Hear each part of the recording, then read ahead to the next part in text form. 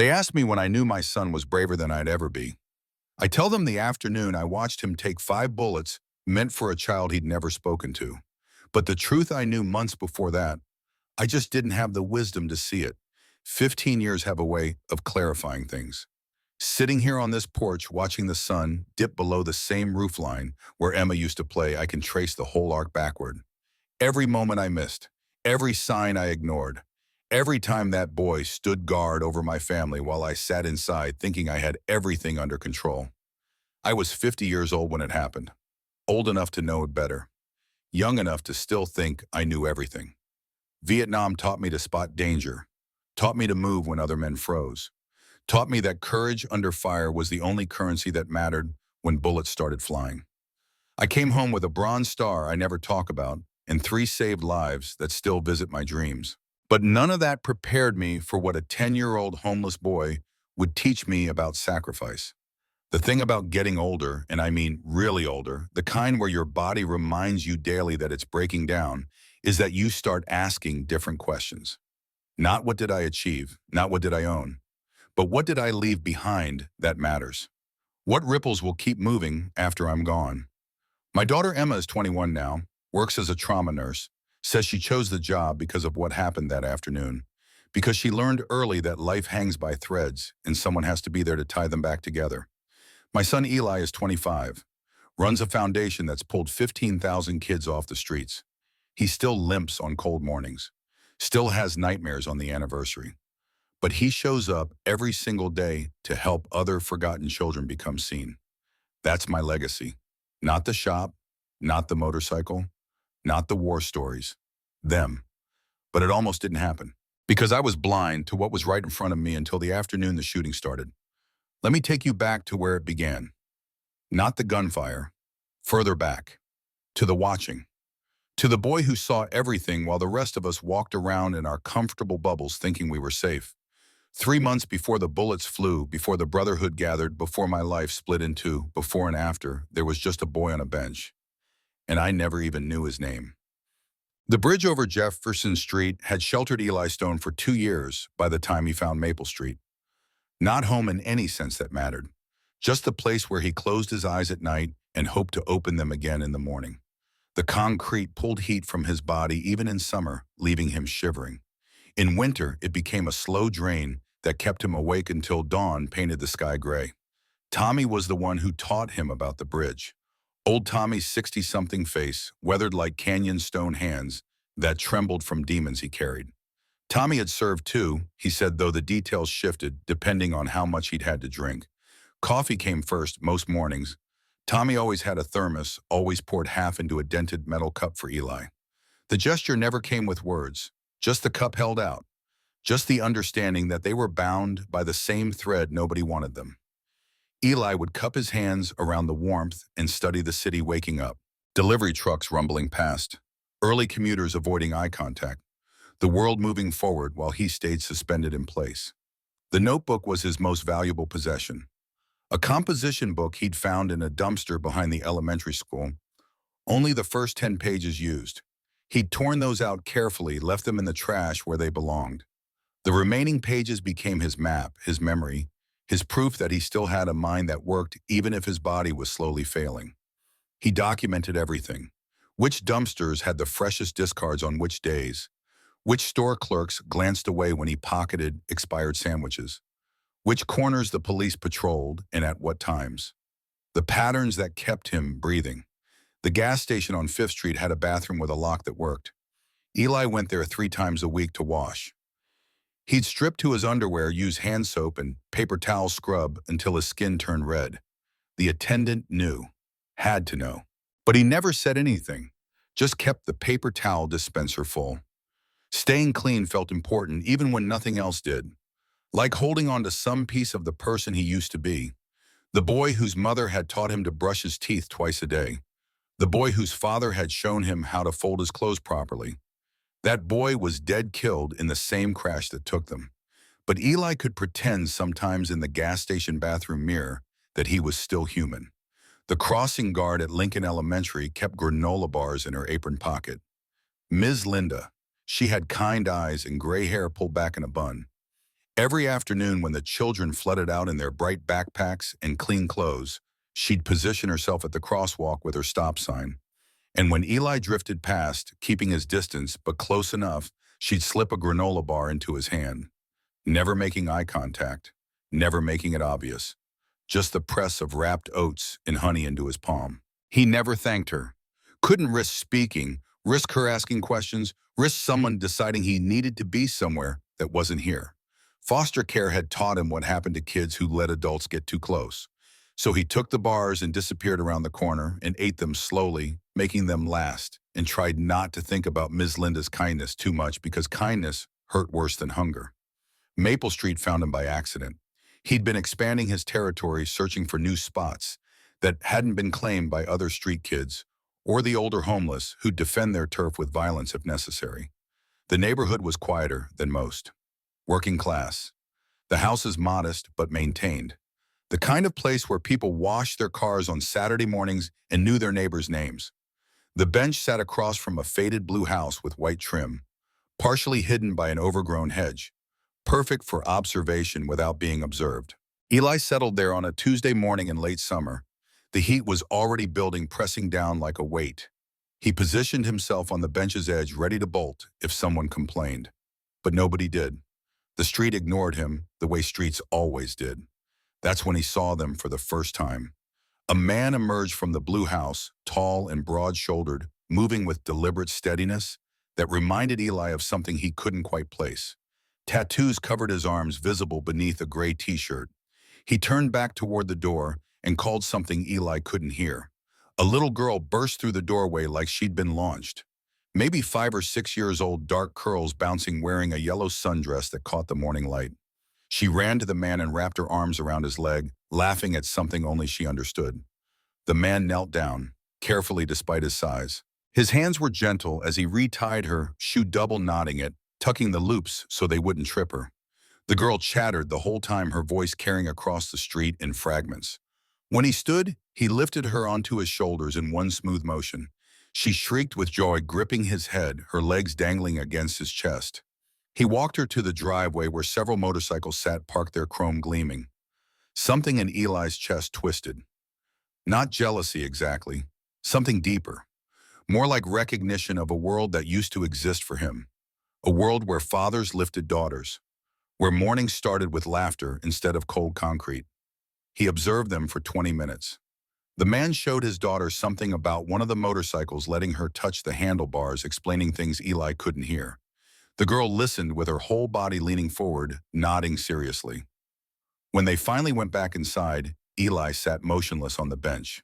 His throat felt tight. His eyes burned in a way that had nothing to do with the summer sun. He opened his notebook to a fresh page and wrote, "Blue house, man and girl, motorcycles, safe feeling." That last part he underlined twice, because somehow studying them, he'd felt something he hadn't felt in 2 years. Like maybe the world still had pieces of light in it. Like maybe not everything had turned to ash. He went back the next day. And the day after that. The bench became his new observation post. The blue house became his anchor. And the little girl with the yellow dress became the reason he didn't drift away from Maple Street entirely. Her name was Emma.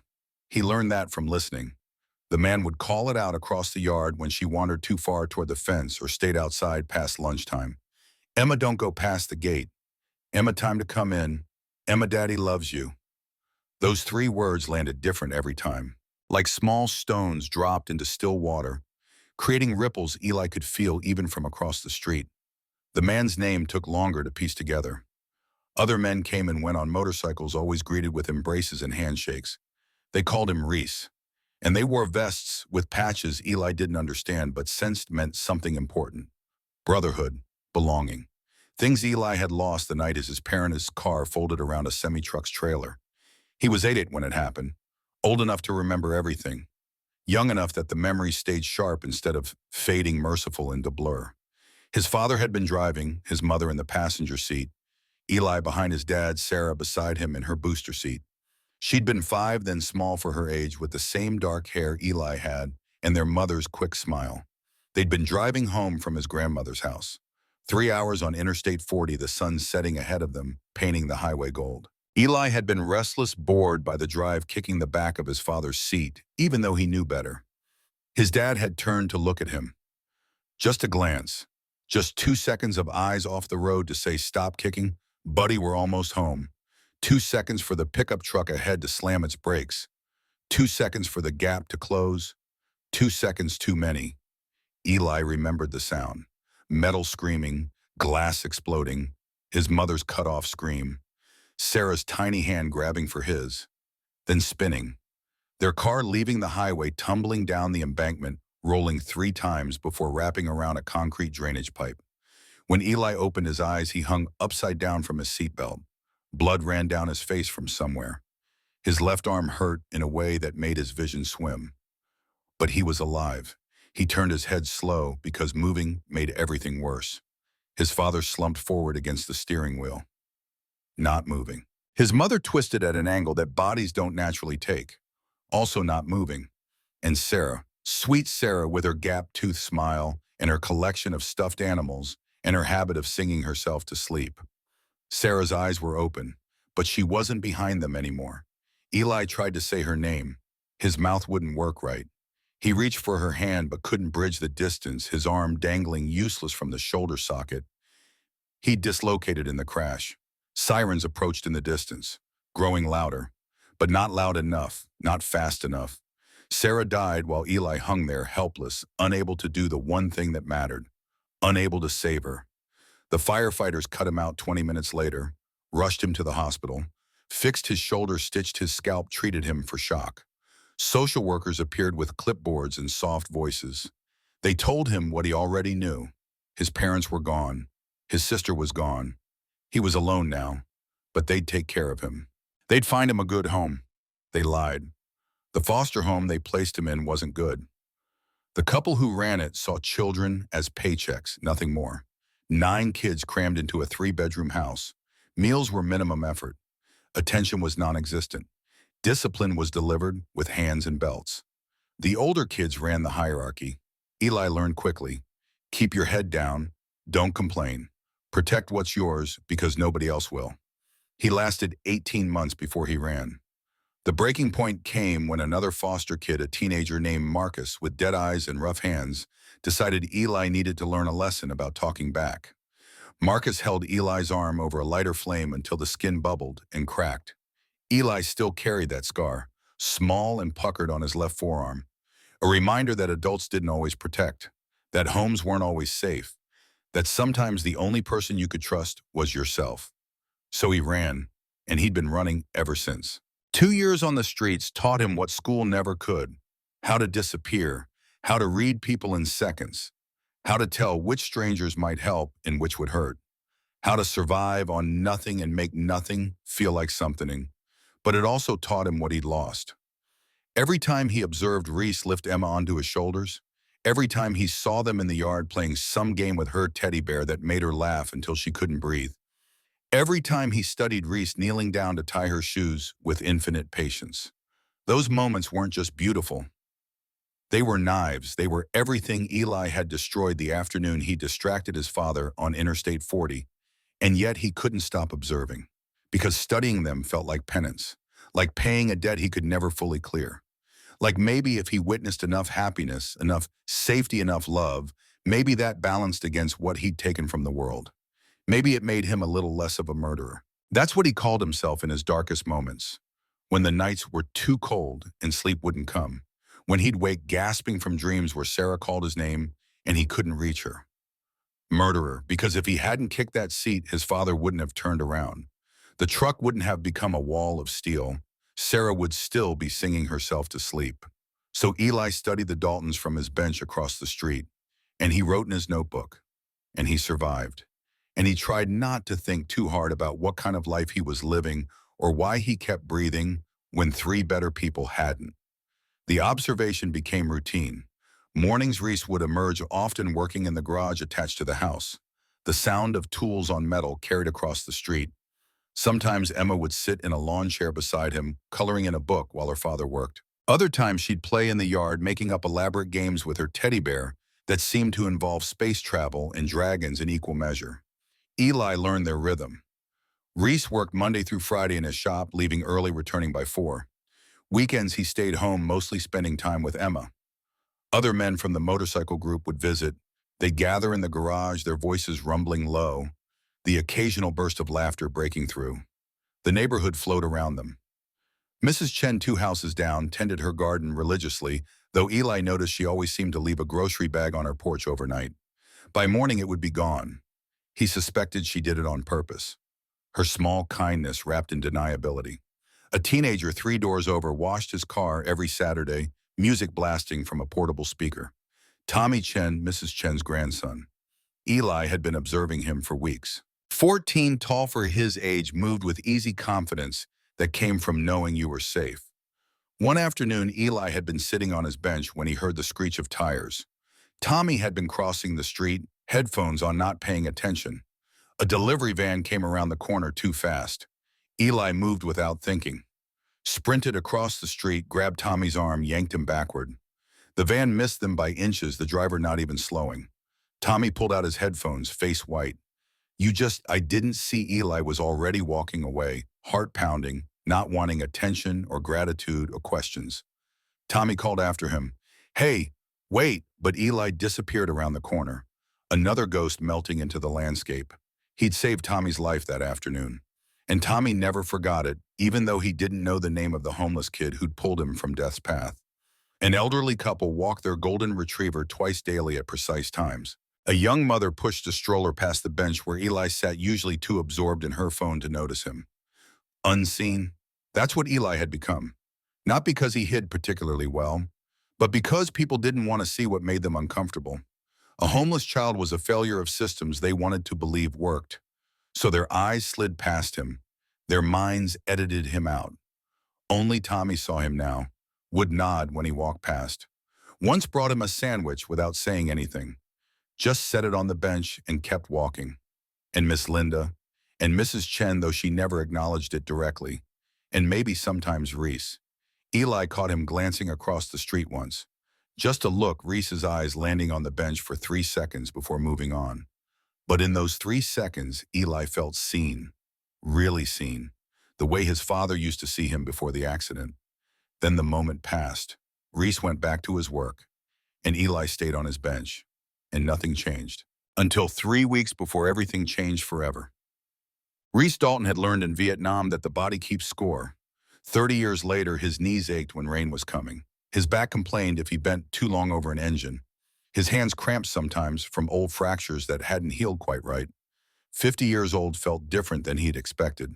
Not old exactly, but aware of age in a way he hadn't been at 40.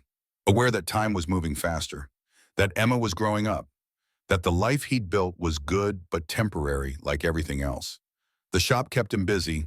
Ironclad Customs had started small 15 years ago, just Reese in a bay he'd rented, with his disability payment and savings. Now he owned the building, employed 2 mechanics, part-time, and had a waiting list of customers who'd pay premium prices for quality work. Motorcycles were honest. They broke for clear reasons. You fixed them with your hands and they ran again. No politics, no ambiguity. Just the clean logic of mechanical systems and the satisfaction of solving problems. Unlike people, unlike the world, unlike the memories that still visited him at 3 in the morning when sleep wouldn't stick. The nightmare was always the same. Firebase Charlie, November 1970, mortar rounds dropping like rain, his squad pinned down in a foxhole, incoming so heavy the ground shook continuously. And Martinez, sweet kid from El Paso, who joined up to pay for college. Martinez was hit lying in the open 20 feet away, screaming for help. 3 men had frozen. Terror did that. Made you small, made your body refuse to move even when your mind screamed at it.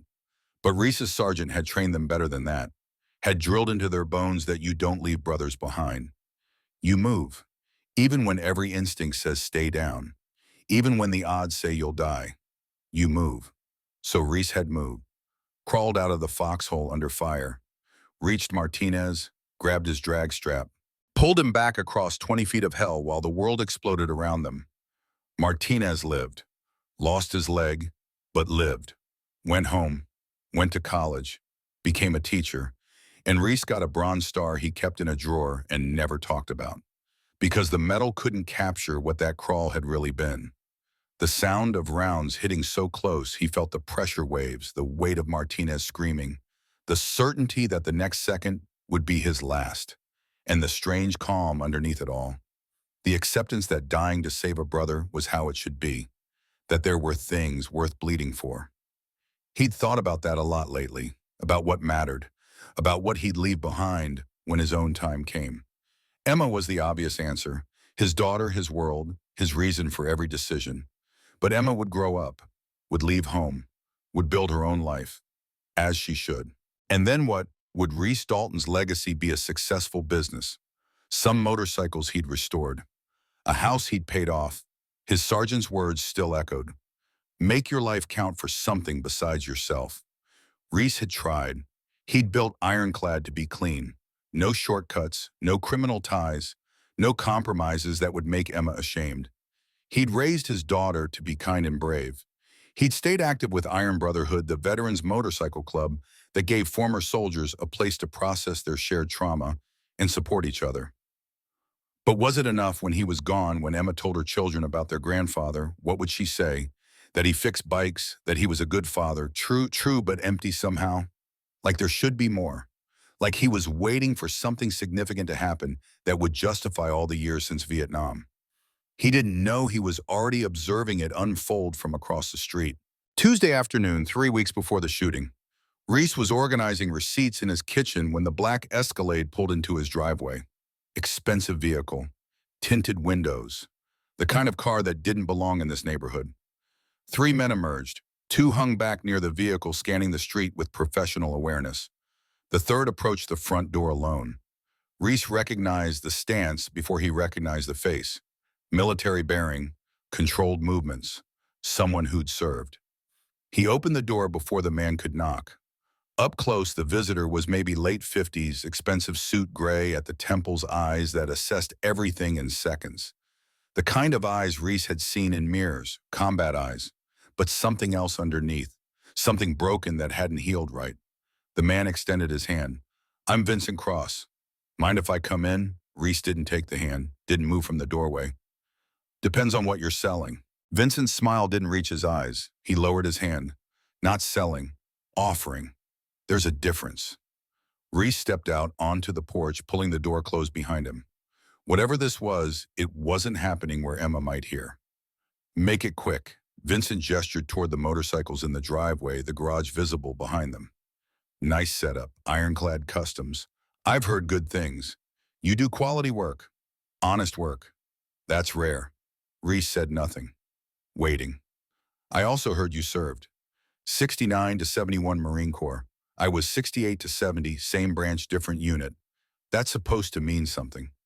Vincent's expression shifted, the professional mask slipping enough to reveal something real underneath. Bitterness, pain. It means we both know what it's like to bleed for a country that forgot us the second we came home. It means we both understand how the world really works. And it means I'm offering you a chance to take what you're owed. I'm not owed anything. I volunteered. Vincent laughed, short and harsh. Still believe that after everything you came home to nothing. No job, no respect, just people who wanted to forget the war happened and forget you were part of it. But you scraped by, built this shop from nothing, raised a daughter alone, and you think you don't deserve more? What I deserve isn't your business. Vincent pulled a card from his jacket pocket. Set it on the porch railing. I run an organization that moves product through the region. Pharmaceuticals mostly, some other goods. We need legitimate businesses as transfer points. Places where vehicles coming and going don't attract attention. Your shop would be perfect. You'd make $50,000 a month for minimal work. Just allow certain deliveries. Ask no questions. Count your money. Reese picked up the card, studied it, dropped it back on the railing. No, Vincent's jaw tightened. You haven't thought it through. Don't need to. My daughter does homework in that shop. Draws pictures of me working. I'm not turning the place where she feels safe into a front for drug runners. Pharmaceuticals, drugs. Call it what it is. You move heroin or meth or pills, doesn't matter. It destroys people. And I'm not putting my name on that. Vincent's veneer cracked further. anger bleeding through now. You think you're better than me? You think your hands are clean? We both killed people, Dalton. We both followed orders that turned villages into graveyards. The only difference is I stopped pretending it made me noble. The difference is I stopped killing when I came home. You didn't. Vincent stepped closer. His voice dropped low. Think about your daughter. Think about her future. College isn't cheap. This neighborhood isn't getting safer. You could move her somewhere better. Give her opportunities. All I'm asking is you let trucks use your garage for a few hours a week. And when the police raid it, when my daughter's picture ends up on the news next to headlines about drug trafficking, when she learns her father was a criminal, do you think that money's worth her looking at me like I'm someone to be ashamed of? Vincent stared at him, the anger in his face warring with something else, something that looked almost like recognition. You really believe in that code, don't you, Honor? Duty, protecting the innocent. All the lies they fed us. They're not lies if you live them. Vincent's expression went cold, the hurt vanishing behind the stone. Then you've chosen consequences. Everyone has pressure points, Dalton. Everyone has something they can't afford to lose. You should think about that. He turned and walked back to the Escalade. His men climbed in. The engine purred to life, quiet and expensive. Vincent rolled down the window before pulling away. This is your last chance to reconsider. After today, the offer disappears, and the world becomes less friendly. Then I'll live with an unfriendly world. The Escalade pulled away, slow and deliberate. Reese studied it until it turned the corner and disappeared. His hands were shaking, adrenaline dump, same as firefights, body preparing for violence that didn't come. He went inside, locked the door, checked on Emma in her room where she was playing with her teddy bear, oblivious to what had just transpired in their driveway. She looked up and smiled. Hi, Daddy. Are we having macaroni for dinner? Yeah, baby. Macaroni sounds perfect. He closed her door gently and went to the kitchen, pulled out his phone, dialed. Bear answered on the second ring. What's wrong? Had a visitor. Vincent Cross. Wanted to use my shop as a drug front. I said no. Bear was silent for 3 seconds. That's Vincent Cross from the Cross organization, Jesus Reese. Yeah, and you turned him down. What else was I supposed to do? Nothing, you did right. But this isn't over. Men like Cross don't accept no. I know, that's why I'm calling. I need the Brotherhood to know what's happening. Need them watching my back. Already done. I'll make some calls. We'll increase presence around your place. And Reese?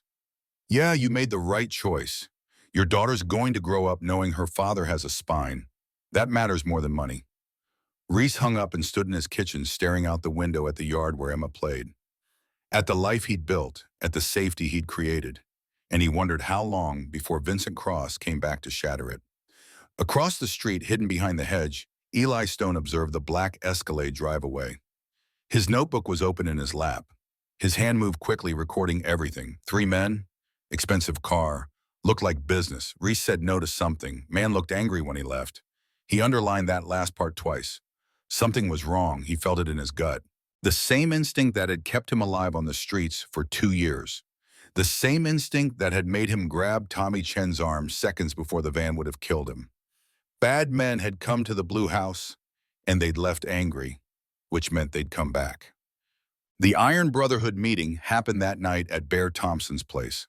Bear lived in a converted warehouse on the industrial side of town, the space serving as both home and clubhouse. Motorcycles lined the parking lot.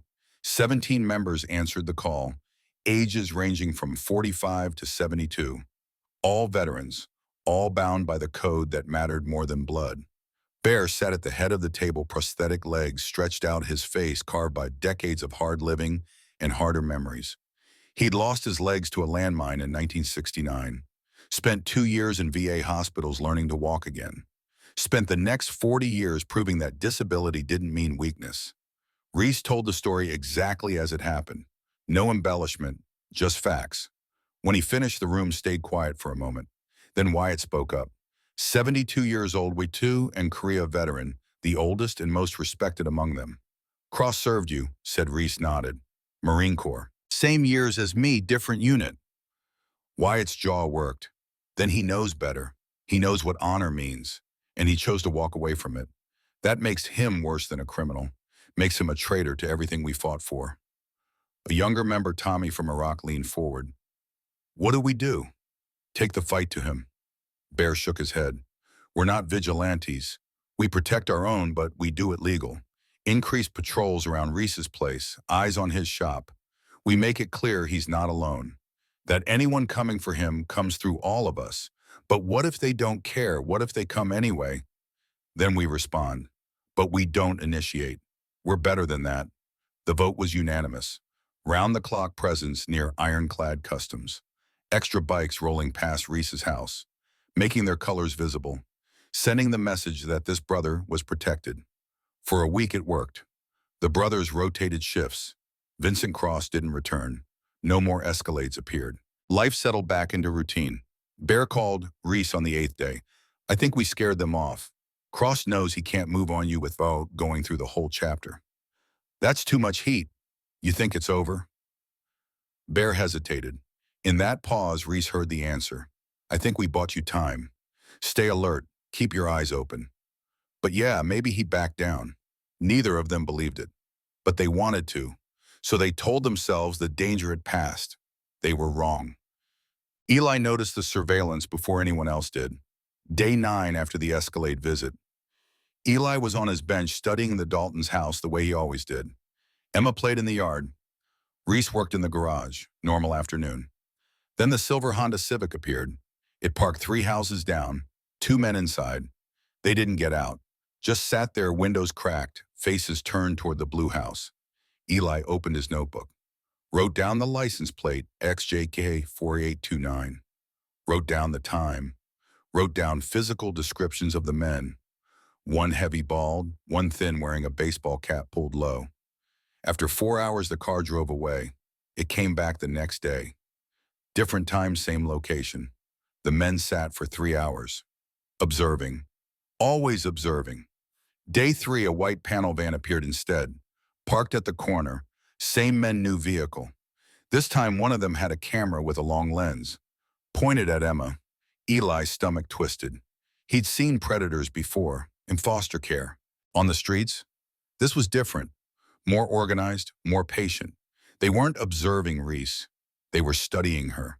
He wrote everything down. Teams, vehicles, descriptions, the angle of their attention. He filled pages in his notebook documenting the pattern that nobody else seemed to notice. The motorcycle men still came and went, but they were looking for threats to Reese. They didn't see the men focusing on Emma. Eli crossed the street on day 4, his heart hammered. He hadn't spoken to an adult voluntarily in months. But this mattered more than his fear. Mrs. Chen was in her garden pulling weeds from around her tomato plants. Excuse me, she looked up. Her face registered surprise, then concern.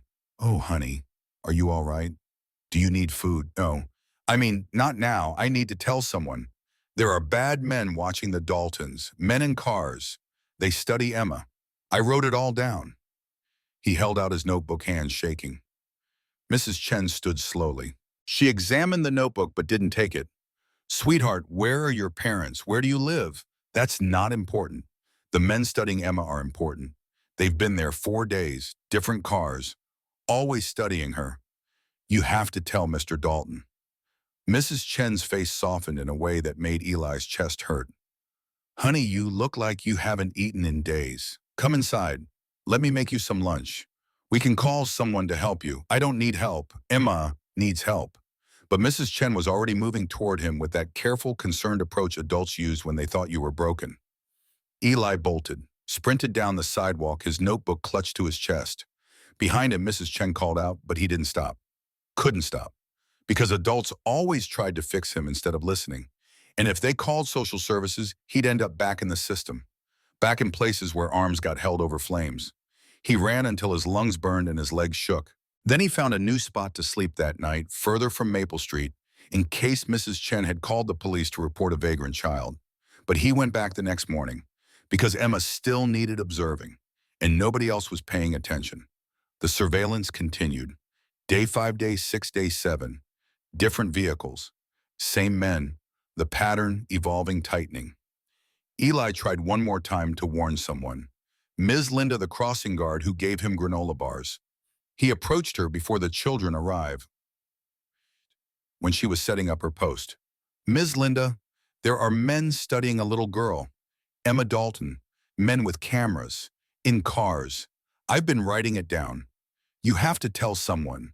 Ms. Linda's face creased with worry, but again the worry was directed at him, not his words. Oh, sweetheart, are you okay? Are you safe? Do you have somewhere to sleep? Please listen. The men are dangerous. They're learning when she's alone, when her father's not observing. They're planning something. Ms. Linda reached out to touch his shoulder, and Eli flinched back. The motion automatic. Learned. Her expression broke. I'm going to call someone who can help you. You don't have to live on the streets. There are people who Eli walked away, defeated. The adults only saw what they wanted to see, a homeless boy who needed rescuing, not the danger he was trying to report. Nobody listened to ghosts. He went back to his bench, back to observing, and he realized with cold certainty that when the bad men made their move, he would be the only one who saw it coming, the only one close enough to do anything. And what could a 10-year-old homeless boy do against grown men with guns? The question kept him awake at night. Under the bridge, Tommy snoring beside him, Eli stared at darkness and tried to find an answer. He didn't have one, just the growing weight in his chest, the sense of something terrible approaching. The knowledge that he couldn't stop it, but maybe he could interfere. The same way he'd interfered when Sarah called for help in the burning car. By being too small, too weak, too scared. By failing. His hand found the burn scar on his forearm, the puckered skin that ached in cold weather. Marcus had held him there in that foster home and told him that this was what happened to kids who talked too much, who caused problems, who didn't know their place. Eli had screamed, but nobody came. The other foster kids had learned the same lesson. Don't get involved, don't make noise, survive by staying unnoticed. He'd run a week later, and he'd stayed invisible ever since. But invisibility had limits. It kept you safe but useless. It let you survive but not matter. And Emma mattered, that little girl with her yellow dress and her teddy bear, and her father who loved her the way Eli's father had loved him. She mattered more than staying invisible. So Eli observed, and wrote, and waited, and tried to prepare himself for something he couldn't define but knew was coming. On day 10, the surveillance stopped. The silver Civic didn't appear. Neither did the white van. The corner where they'd parked stayed empty. Eli didn't relax. If anything, the absence frightened him more. They'd learned what they needed. Now they were planning. He started sleeping in the alley behind the Dalton's house, closer, more exposed, but closer. His notebook became filled with increasingly desperate observations. No cars today. Too quiet. Where did they go? When are they coming back? He saw Bear Thompson for the first time on day 12. The older man arrived on a motorcycle custom-rigged for his prosthetics, pulling up to Reese's house with the confident ease of someone who'd mastered his limitations. Eli observed from his new spot in the alley. Bear's gaze swept the street before he went inside. Professional assessment, military awareness. For a moment, his eyes landed on the alley where Eli crouched behind a dumpster. Their eyes met, just for 3 seconds. Then Bear continued inside. But Eli felt the weight of being seen. Really seen. Not as a problem to fix, but as another person in the landscape. Someone who belonged to the street the way Bear belonged to his motorcycle. Bear emerged 20 minutes later. He walked across the street toward the alley. Eli tensed, ready to run. But Bear stopped at the mouth of the alley. Didn't come closer. Hey kid, you hungry? Eli said nothing. I'm not going to call anyone. Just figured if you're going to hang around the neighborhood, you might as well eat. I'll leave a sandwich on that bench over there. No strings, just food. He pointed to the bus stop bench, Eli's old observation spot. Bear walked away, got on his motorcycle, drove off. 15 minutes later, Eli crept to the bench, found a paper bag with a turkey sandwich, an apple, and a bottle of water. No note, no conditions, just food. He ate it slowly, observing the blue house, studying Emma playing in the yard while Reese worked in the garage, watching the street for any sign of silver Civics or white vans. The food sat heavy in his stomach. Not because it was bad, because kindness always hurt worse than hunger. Kindness meant someone saw you, and being seen meant you could be lost. And Eli had already lost everyone who mattered. Better to stay invisible. Better to observe from the edges. Better to survive on nothing and own nothing. But the sandwich was gone, and his belly was full. And for one afternoon, the gnawing hunger that had become his constant companion went quiet. Bear came back the next day, left another bag, didn't try to talk, just the gesture and then gone. On the third day, he brought Mrs. Chen's grandson, Tommy. The teenager approached the bench slowly. Eli didn't run this time. I'm Tommy. My grandma said you tried to warn her about something. Eli nodded. Will you tell me? So Eli did. Showed him the notebook, explained the surveillance, the pattern, the way the men studied Emma with predatory focus. Tommy listened without interrupting. When Eli finished, the teenager was pale. Wait, you're the one who his voice caught. You pulled me away from that van. 3 weeks ago. I would have been hit. Eli looked away. Didn't want gratitude or recognition. That was you, wasn't it? You saved my life. I just pulled your arm. Tommy's eyes were bright. I believe you. About Emma. About the danger. This is serious. But my grandma adults sometimes don't listen to kids, especially kids they think need help. I know, but I'll tell my uncle. He's a cop. Maybe he'll listen. Hope flickered in Eli's chest, small and painful. Tommy took photos of the notebook pages with his phone, promised to show his uncle that night. Then he sat on the bench beside Eli, not too close, and unwrapped a sandwich he'd brought. They ate together in silence. And for 10 minutes, Eli felt something he hadn't felt in 2 years. Like maybe he wasn't completely alone. Tommy's uncle didn't believe it. Or if he did, he couldn't act on observations from a homeless child with no proof beyond a notebook. The surveillance had stopped. No crime had been committed. Nothing to investigate. Tommy apologized. Brought Eli an extra jacket as the night started getting colder. I'm sorry, I tried. And his voice dropped, thank you. For saving me. I owe you. You don't owe me anything. But the disappointment cut deep. Because Eli had been right. He'd seen what nobody else saw. And still nobody would listen. So he went back to his solitary vigil. Back to sleeping in the alley. Back to observing Emma play in the yard while her father worked oblivious to the danger Eli felt approaching like a storm front. Saturday came warm and clear. Perfect blue sky, no clouds. The kind of morning where everything felt possible and safe. Reese emerged early, coffee in hand, and stood in his driveway studying the sky.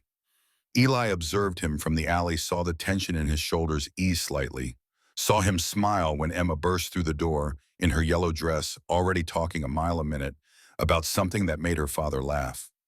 They went inside for breakfast. The smell of pancakes drifted through the open windows.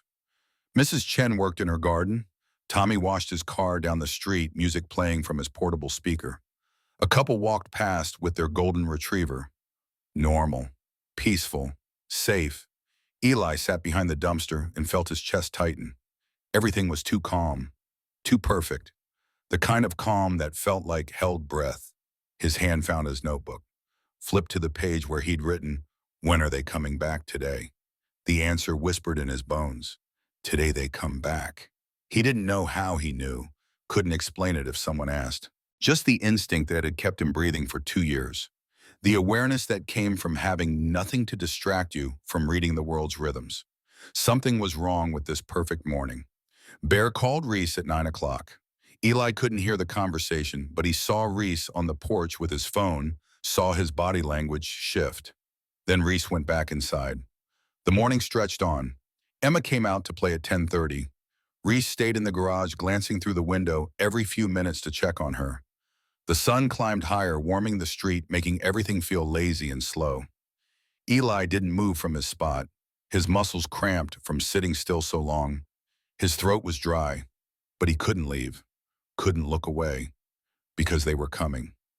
He felt it, the way animals feel earthquakes before they hit, the way birds know when to fly south. His notebook lay open in his lap. On the fresh page, he'd written only 4 words today. Protect Emma, please. The please wasn't directed at anyone, just a prayer to a universe that had already taken everything he loved. One more plea that probably wouldn't be heard, but he wrote it anyway. At 11:45, Emma was having a tea party with her teddy bear on the grass. The toy sat across from her, propped against a dandelion she'd picked. She poured imaginary tea from an imaginary pot, talking to the bear in that unself-conscious way children have. Reese was inside now. Eli had seen him go in 15 minutes earlier, probably bathroom or lunch, just a few minutes of eyes off his daughter. That's when they came. Between the houses, the narrow gap where the fence didn't quite reach, two figures emerging from shadows into sunlight. Eli recognized them from his surveillance notes. The heavy one and the thin one with the baseball cap. And they had guns. Time fractured. Eli saw everything in crystalline detail. The weapons rising, the men's faces set with professional calm. Emma's back to them, oblivious singing a song to her teddy bear. The distance between him and her. 40 feet, maybe less. The distance between the men and her. 12 feet, the guns leveling toward her small back. Eli's mind went quiet.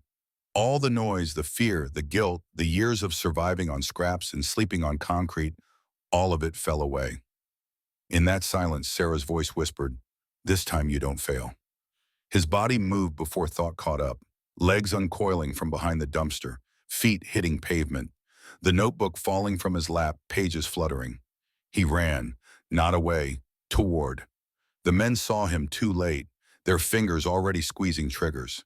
The first gunshot cracked the air like the world breaking, but Eli was already there, arms wrapping around Emma, body twisting, pulling her down and away, making himself a shield with flesh and bone and 10 years of life that felt too short and too long all at once. The bullet hit him in the shoulder. Fire and thunder and something fundamental breaking. But his arms didn't let go. Emma screamed, confused, terrified. The sound cut through everything. More gunshots. Eli felt each impact. Chest, side, back, leg. Each one a hammer blow that his mind couldn't process, couldn't believe was real. But real didn't matter. Only Emma mattered. Her heartbeat against his chest, rapid and alive. Her voice screaming. Her small body warm beneath his. Alive. Still alive. Keep her alive. The shooting stopped. Eli heard running footsteps. Retreating. The men fleeing. His vision grayed at the edges. Blood soaked into the grass beneath him, into Emma's yellow dress, turning the bright fabric dark. He tried to speak, tried to tell her that she was okay. His mouth wouldn't form words. But through the fading, he felt her. Moving, breathing, alive. And in that moment, as darkness pulled him under, Eli Stone felt something he hadn't felt since before the accident. Peace. Because this time he didn't fail. This time he saved someone. Sarah would be proud. The gunshots penetrated Reese's concentration like physical blows. 3 years of peacetime hadn't dulled the recognition. His body responded before his mind caught up, weapon from the kitchen drawer, safety off, feet moving toward the door, with the trained efficiency of a man who'd done this under mortar fire. The sound came from his yard, from where Emma had been playing. His world collapsed into a single tunnel, door slamming open, eyes scanning for threats. Two figures disappearing between houses, running hard. Emma on the ground, screaming, her voice raw with terror. And covering her, impossibly small, a child he'd seen but never truly looked at. Blood spread across the grass in a pattern his combat training recognized immediately. Arterial, multiple wounds, critical. Reese's weapon tracked toward the fleeing shooters, but they were already gone, and his daughter was screaming, and there was a boy bleeding out on his lawn. The tactical decision made itself. Protect the living, secure the wounded, let the dead run. He holstered and ran, dropped to his knees beside Emma, who was trying to crawl out from under the small body shielding her. "Baby, let me." His hands shook as he gently lifted the boy off Emma, and the weight was nothing. A child who hadn't eaten enough in too long, a child whose ribs showed through the blood-soaked shirt. Emma grabbed onto him immediately, her small hands fisting in his shirt, her face pressed against his chest, sobbing, shaking, alive. The boy wasn't moving. 5 wounds that Reese's trained eye cataloged with sick precision. Shoulder, chest, side, back, leg. The placement told a story written in lead and flesh. These bullets had been aimed at Emma. Center mass on a 6-year-old. Kill shots. And this child had intercepted every single one. Reese's hand went automatically to the worst wound, the chest, pressing down, even though there were too much blood already soaking into the earth. His other arm held Emma, who couldn't stop crying, couldn't understand what had just happened.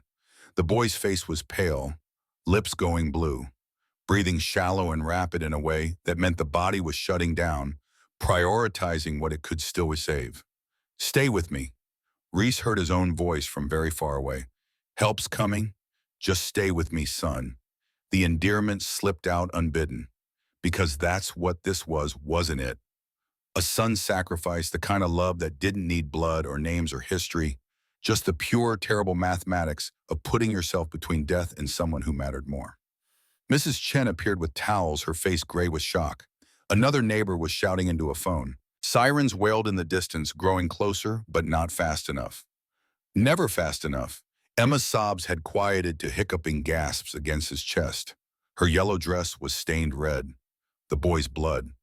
The bullets meant for her. Reese looked down at the small face at features that should have been carefree and young, but instead carried the pinched exhaustion of too much survival. He'd seen this child before, sitting on that bench day after day, and Reese had noticed but never engaged, never thought to ask if he needed help, never even learned his name. The realization cut deeper than any blade. This boy had been there for weeks, maybe months, close enough to see, close enough to protect. And Reese had walked past him in his mind the way everyone walked past the uncomfortable truths they didn't want to acknowledge. A homeless child was a failure Reese didn't want to claim. So he'd look through him instead of at him. And now that invisible boy was dying on Reese's grass because he'd seen what Reese had missed, had acted when Reese was too far away, had given everything for a little girl he'd never even spoken to. The ambulance screamed to a stop. Paramedics flooded out, bringing equipment and urgent voices. One of them, a woman with gray-streaked hair and decisive hands, knelt beside the boy. GSW ×5 on a juvenile. Yeah. She called out vitals and clipped medical shorthand while her partner started an IV.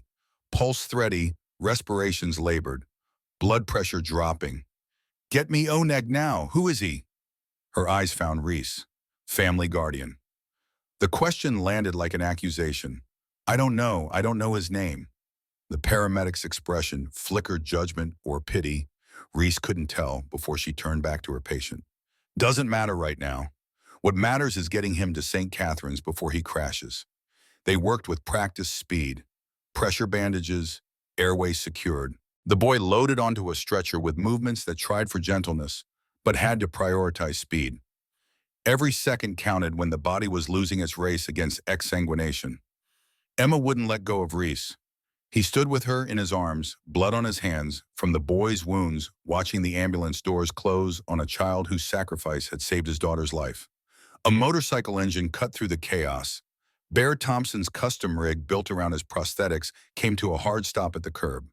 He swung off with the efficiency of decades of practice, his eyes taking in the scene with combat-trained assessment. What happened? 2 shooters. Tried for Emma. The kid took the bullets. Bear's gaze went to the blood on the grass, the streaks where the boy had been dragged, the sheer volume of it. Jesus Christ. He alive barely. They're taking him to St. Catherine's. Bear pulled out his phone, fingers moving fast. I'm calling it in. Everyone needs to know. The Iron Brotherhood Emergency Network activated with a single text. Code Black. Reese's place. Child down protecting Emma. St. Catherine's Hospital. All hands. Within 8 minutes, the first motorcycles arrived. Then more. The distinctive rumble of Harley engines converging from different directions, brothers dropping whatever they were doing and heading toward their own without question or hesitation. By the time police arrived to take statements, 17 bikes lined the street. More were coming. The officers looked at the gathered veterans with wary respect, recognizing the patches, understanding what they represented, not a gang, something older, something forged in shared trauma and unbreakable loyalty. Detective Maria Santos took Reese's statement in his driveway while Emma clung to him, refusing to be separated even for a moment. She'd stopped crying but hadn't started speaking. Just held on like he was the only solid thing in a world that had suddenly proven itself capable of violence. She'd been too young to imagine. 2 men. Reese described them as precisely as military training allowed, height-weight clothing weapons. They came from between the houses. Targeted my daughter. The boy, he stopped, his throat closing around the words. The boy ran from behind them. Put himself between Emma and the guns. Detective Santos wrote everything down her pen, moving steady across her notepad. And you don't know the child's identity, no. He's been around the neighborhood. Homeless, I think. I've seen him, but never the admission tasted like ash. I never asked his name. A younger officer approached holding an evidence bag. Detective, we found this in the alley. Notebook. Looks like surveillance logs. Bear took the bag, examined the notebook through the plastic. His face went still. Reese, you need to see this. The pages were filled with careful handwriting.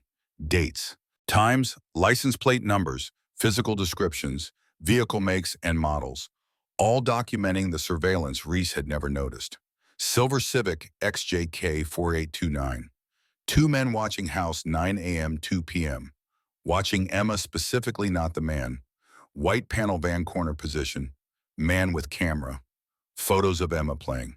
Day 7, no cars today. Too quiet. Where did they go? Page after page of meticulous observation from a child who'd seen what none of them had. Who'd tried to warn people and hadn't been believed. Who'd kept watching anyway because someone needed to. The final entry, dated that morning, contained only 4 words: today. Protect Emma, please. Reese's hand shook, holding the evidence bag. This boy had known, had documented everything, had tried to sound the alarm, and no one had listened. Detective Santos examined the notebook with professional interest that couldn't quite hide her emotion. This is solid intelligence. License plate here matches a vehicle registered to a known associate of Vincent Cross's organization. If this kid was documenting them for over a week, she looked at Reese. He tried to warn you. Mrs. Chen stepped forward from where she'd been standing with other neighbors. He tried to warn me. 4 days ago, said bad men were watching Emma. He had that notebook. I thought her voice broke. I thought he was troubled. I tried to help him, not listen to him. He tried to tell me, too. Ms. Linda, the crossing guard, had arrived when word spread. I thought he was confused, needed protection. I didn't understand he was trying to provide it. Tommy Chen stood beside his grandmother, his face pale. He saved my life 3 weeks ago. Pulled me out of the street before a van hit me. I never even thanked him. Never asked his name. And when he showed me that notebook, when he tried to warn us, I couldn't get anyone to believe him. The weight of collective failure settled over the street. Adults who'd seen a homeless child as a problem to solve instead of a witness to believe.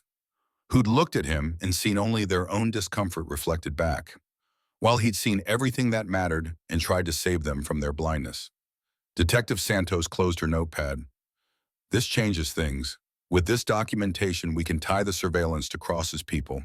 Combined with your testimony about his visit and threats, we've got conspiracy. I'm issuing warrants immediately. She headed for her vehicle, already on her phone. Reese stood in his driveway holding Emma, surrounded by his brothers, looking at the blood soaking into his grass, trying to process the magnitude of what had been given, what had almost been taken, what he owed to a child whose name he still didn't know. Bear's hand landed on his shoulder. We need to get to St. Catherine's. That boy needs to know he's not alone. Emma stirred against Reese's chest. Daddy.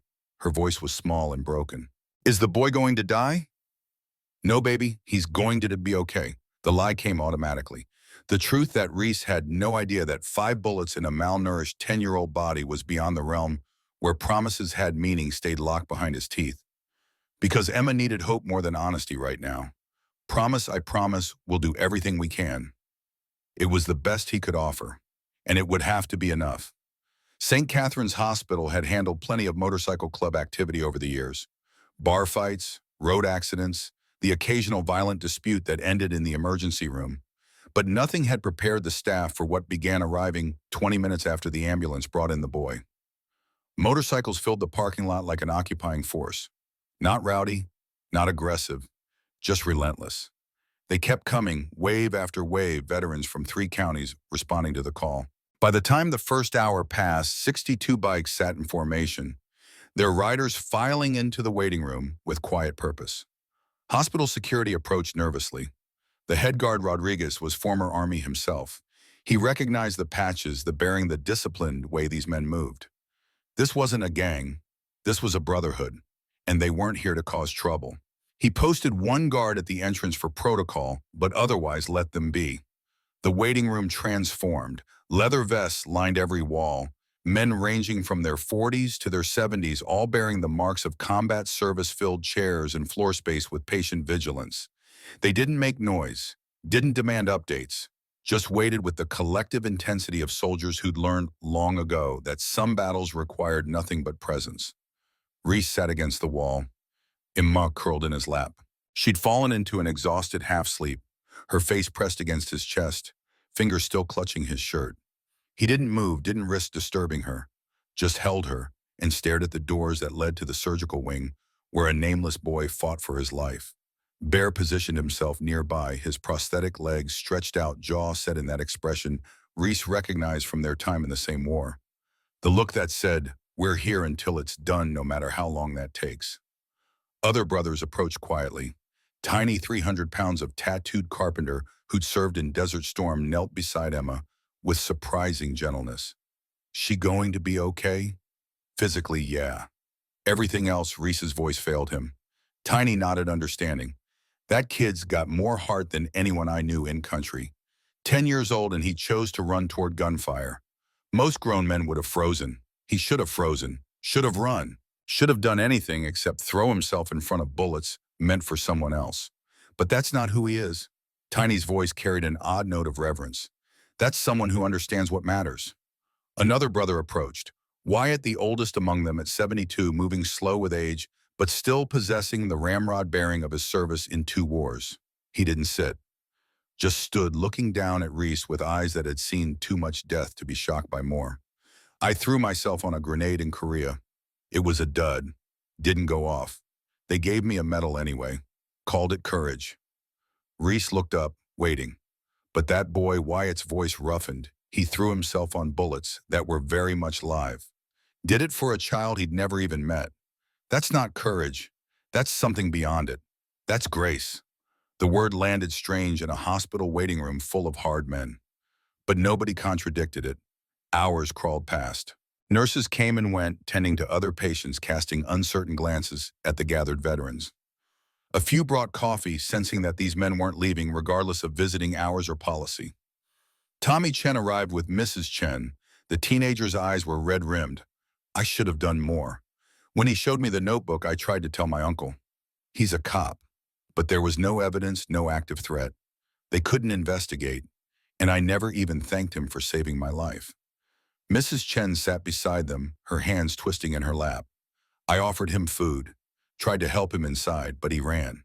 Because I was trying to fix him instead of listening to him." The weight of collective failure pressed down on all of them. Each person who'd seen the boy and looked away. Each adult who'd tried to address his homelessness instead of his warning. Each moment when action might have prevented what ultimately unfolded. Reese's phone buzzed. A text from Detective Santos. Both suspects identified. Rafael Cruz and Danny Wade, known associates of Vincent Cross.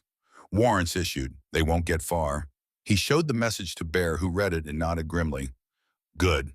But it doesn't matter if that boy doesn't make it." Emma stirred, waking slowly. She looked up at Reese with confused eyes, like she'd forgotten where she was and why. Then memory returned and her face crumpled. "The boy. Is he still in surgery, baby? The doctors are doing everything they can. I don't even know his name." "Neither do I." The admission hurt more each time he had to speak it. Hours had passed since the shooting, and nobody knew who the boy was. No ID, no emergency contacts, no family stepping forward. Just a child who'd existed in the margins, noticed but never known. Until he made himself impossible to ignore. The surgical wing doors opened. A woman emerged, still in scrubs, mask, pulled down, exhaustion carved into her features. Dr. Sarah Martinez, the name badge, identified her. 40-something with the controlled competence of someone who'd worked trauma units long enough to have seen everything. She surveyed the waiting room, taking in the sea of leather and patches. Her eyes found Reese, perhaps recognizing the blood still on his shirt, the child in his lap, the desperate hope radiating from him like heat. The room fell silent. 62 veterans and their families holding collective breath. Every eye on the doctor. Every heart suspended between hope and grief. Dr. Martinez's expression gave nothing away for a long moment. Professional neutrality maintained against the weight of their need. Then her shoulders dropped slightly, and she spoke 2 words that would change everything. "He's alive." The sound that erupted was something between a shout and a sob. Men who'd held themselves rigid for hours broke. Brothers embraced. Some dropped their heads into their hands. Tears flowed freely down faces that bore the scars of combat, but had never quite learned to carry the weight of a child's sacrifice without breaking. Bear's hand gripped Reese's shoulder hard enough to bruise. Tiny knelt with his forehead pressed against the wall. Wyatt's lips moved in silent prayer, his eyes closed. Emma sat up looking at Reese for confirmation that she'd heard correctly. He's alive, baby. She started crying again, but different now. Relief instead of terror. The tears that came when the worst was avoided and the body finally allowed itself to feel the fear it had held at bay. Dr. Martinez waited for the initial wave to pass, her own composure visibly affected by the raw emotion in the room. When she could be heard again, she continued. 5 gunshot wounds created extensive trauma. Shoulder fracture with brachial artery damage, we repaired it. Collapsed lung rib fractures. Liver laceration contained. Soft tissue damage to the back. Femoral fracture requiring rod insertion. She paused, letting the severity sink in. He's lost approximately 45% of his blood volume. We transfused 6 units. The next 72 hours are critical. But her voice softened almost imperceptibly. His heart is strong. His vitals are stabilizing. And I served in Iraq. I've seen grown men with less survival will. This child wants to live. That matters more than people realize. Can we see him? Reese's voice came out rough. Dr. Martinez looked at the assembled crowd. Immediate family only in ICU, 2 visitors at a time. Reese started to explain that there was no family, but Bear stood. He is family, all of us. That boy saved one of our own. He's ours now. Dr. Martinez held Bear's gaze. Something passed between them, recognition perhaps. She had that bearing too. Military discipline underlying the civilian profession. 2 at a time. She repeated, but her tone had softened. And the little girl can come if her father brings her. Reese stood Emma in his arms. Bear fell into step beside them. They followed Dr. Martinez through the doors and down corridors that smelled of antiseptic and suffering. The ICU was quiet except for machines. Monitors beeped steady rhythms. Ventilators whispered. The sound of lives being sustained by technology and human will in equal measure. Dr. Martinez led them to a room where a small figure lay motionless in a bed designed for adults. The boy looked impossibly fragile. Tubes ran from his arms. Bandages covered most of his torso. His face was pale to the point of translucence, making the dark circles under his eyes stand out like bruises. But his chest rose and fell. Steady. Alive. Emma made a small sound. Reese carried her closer, keeping his movements slow and gentle.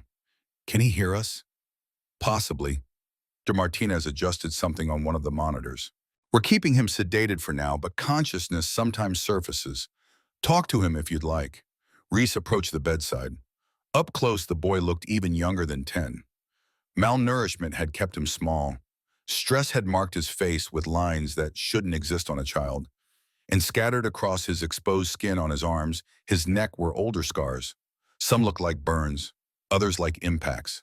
The history of a life that hadn't been kind even before bullets entered the equation. Emma reached out tentatively, her small hand finding the boy's where it lay on the blanket. Thank you for saving me. Her voice was barely a whisper. You're very brave. She held up her teddy bear, the one that had been with her during the shooting. This is Ranger. He's protected me since I was little. But you protected me better than anyone ever has. So I want you to have him. She tucked the worn bear against the boy's side, her gesture solemn, with the gravity of a child giving away something precious. Reese's vision blurred. He blinked hard, trying to maintain composure, but the gesture broke something in him. His daughter understood what had been given, and she was trying in her limited way to give something back. He leaned close to the boy's ear, his voice low but steady.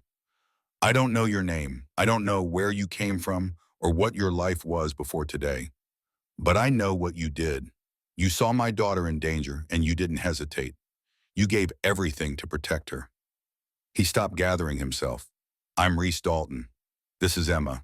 And I'm making you a promise right now, when you wake up, if you're not going back to the streets. You're coming home with us. You're going to have a family, a place that's yours. Safety, everything you should have had all along. His hand settled gently on the boy's uninjured shoulder. I swear it on my life, on my honor, on everything I hold sacred.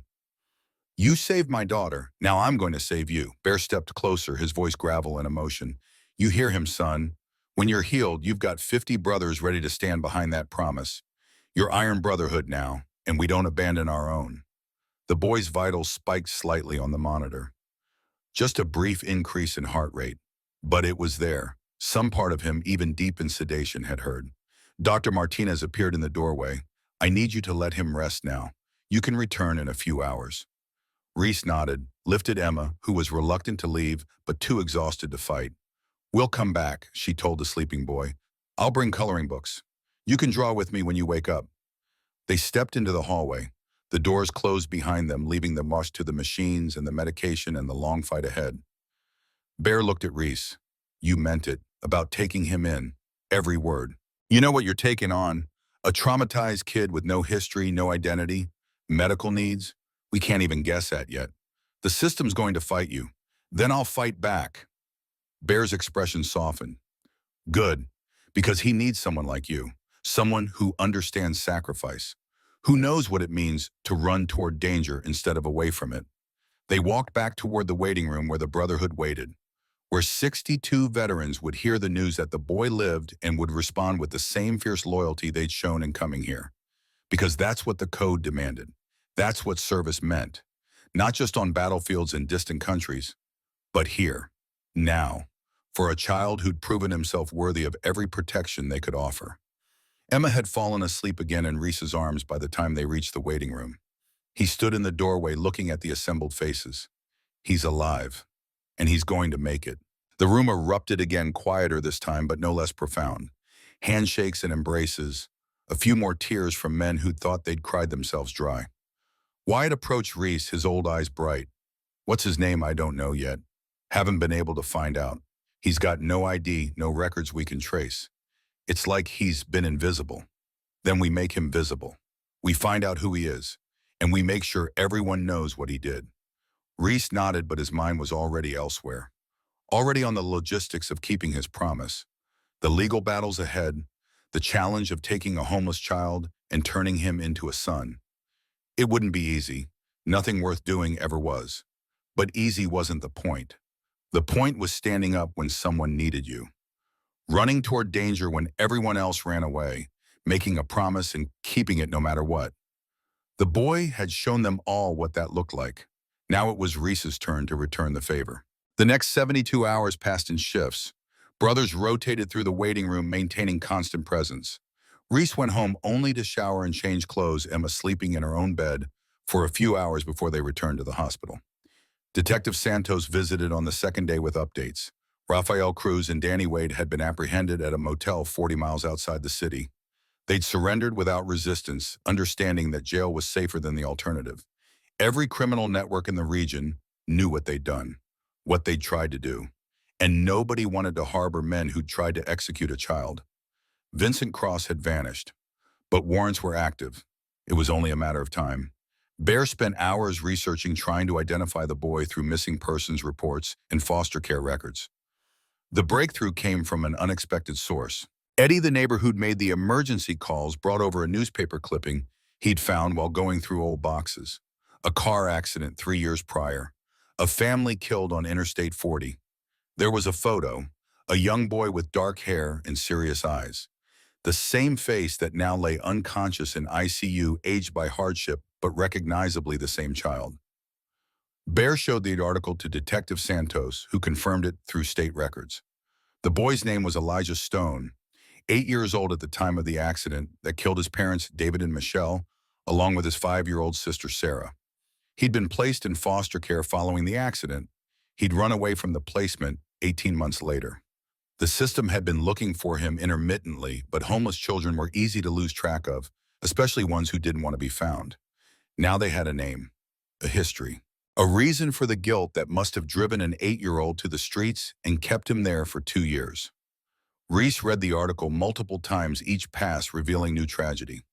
The boy, Eli, had lost everything in one afternoon, and somehow he'd survived 2 years alone, navigating dangers most adults couldn't handle, staying alive through pure will. only to throw that life away, saving someone else's child. The magnitude of it pressed down on Reese's chest like a weight. This wasn't just sacrifice. It was redemption.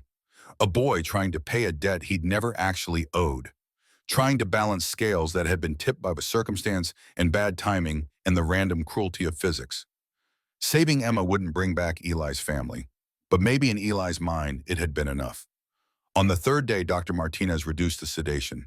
Eli's body had stabilized enough to begin the long process of waking. It happened gradually, consciousness surfacing in stages. First, just increased awareness during sleep. Then brief moments of semi-alertness before slipping back under. Then longer periods where his eyes would flutter without quite opening. Reese was there when Eli's eyes finally opened completely. Emma had gone to the cafeteria with Bear, giving Reese a few minutes alone at the bedside. The boy's eyes moved unfocused at first, trying to make sense of tubes and machines and white ceiling tiles. Then they found Reese's face. Recognition flickered the man from the blue house. The father. Eli's lips moved. His voice was barely audible, rough from intubation and disuse. Emma, she's okay, completely unharmed. You saved her. Tears leaked from the corners of Eli's eyes. Not pain, relief, good. His eyes started to close again. Reese leaned closer. Eli, your name is Eli, right? Elijah Stone. The eyes opened again, wider now. Fear replacing relief. How we found records. We know about the accident, about your family, about what you've been through. Eli's breathing quickened, the monitor registering his distress. Don't send me back. Foster care. Please don't. His voice broke. The machines beeped faster. Reese put his hand gently on Eli's uninjured shoulder. Nobody's sending you anywhere except home. My home. I told you that 3 days ago. I meant it. When you're healed enough to leave here, you're coming to live with Emma and me. Permanently. Eli stared at him like the words were in a language he'd forgotten how to understand. Why? Because you saved my daughter. Because you deserve better than what you've had. Because Reese had to stop his throat tightening. Because I should have seen you sooner. Should have helped you before it came to this. But I'm seeing you now, and I'm not looking away again. Eli's face crumpled. Sobs shook his small frame despite the pain it must have caused his injuries. I killed them. My parents. My sister. It was my fault. You were 8 years old. I distracted my dad. He turned around. The truck was an accident. A terrible accident, but you didn't cause it. You survived it. And you've been punishing yourself ever since. Reese waited for the worst of the crying to subside. Sarah wouldn't want you living on the streets feeling guilty. Your parents wouldn't want that either. They'd want you safe, cared for, happy. I don't deserve. You ran in a gunfire to save a child you didn't know. You took 5 bullets. You almost died. If that doesn't deserve a second chance, I don't know what does. Eli looked at him through tears. Can I call you Dad?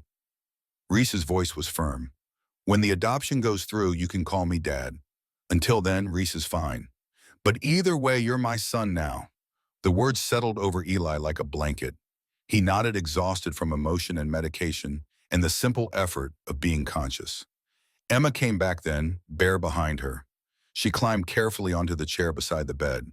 You're awake, I'm Emma. I know you know that already, but I wanted to tell you properly. Thank you for saving me. You're the bravest person I ever met. Eli managed a weak smile. Hi, Emma. Hi, Eli. She beamed at him. We're going to be family. Daddy said so. That means you're my brother. Eli looked from Emma to Reese to Bear. His eyes held disbelief and hope in equal measure, like he was waiting for someone to tell him it was a joke, that he'd misunderstood, that invisible boys didn't get families. But nobody said any of that.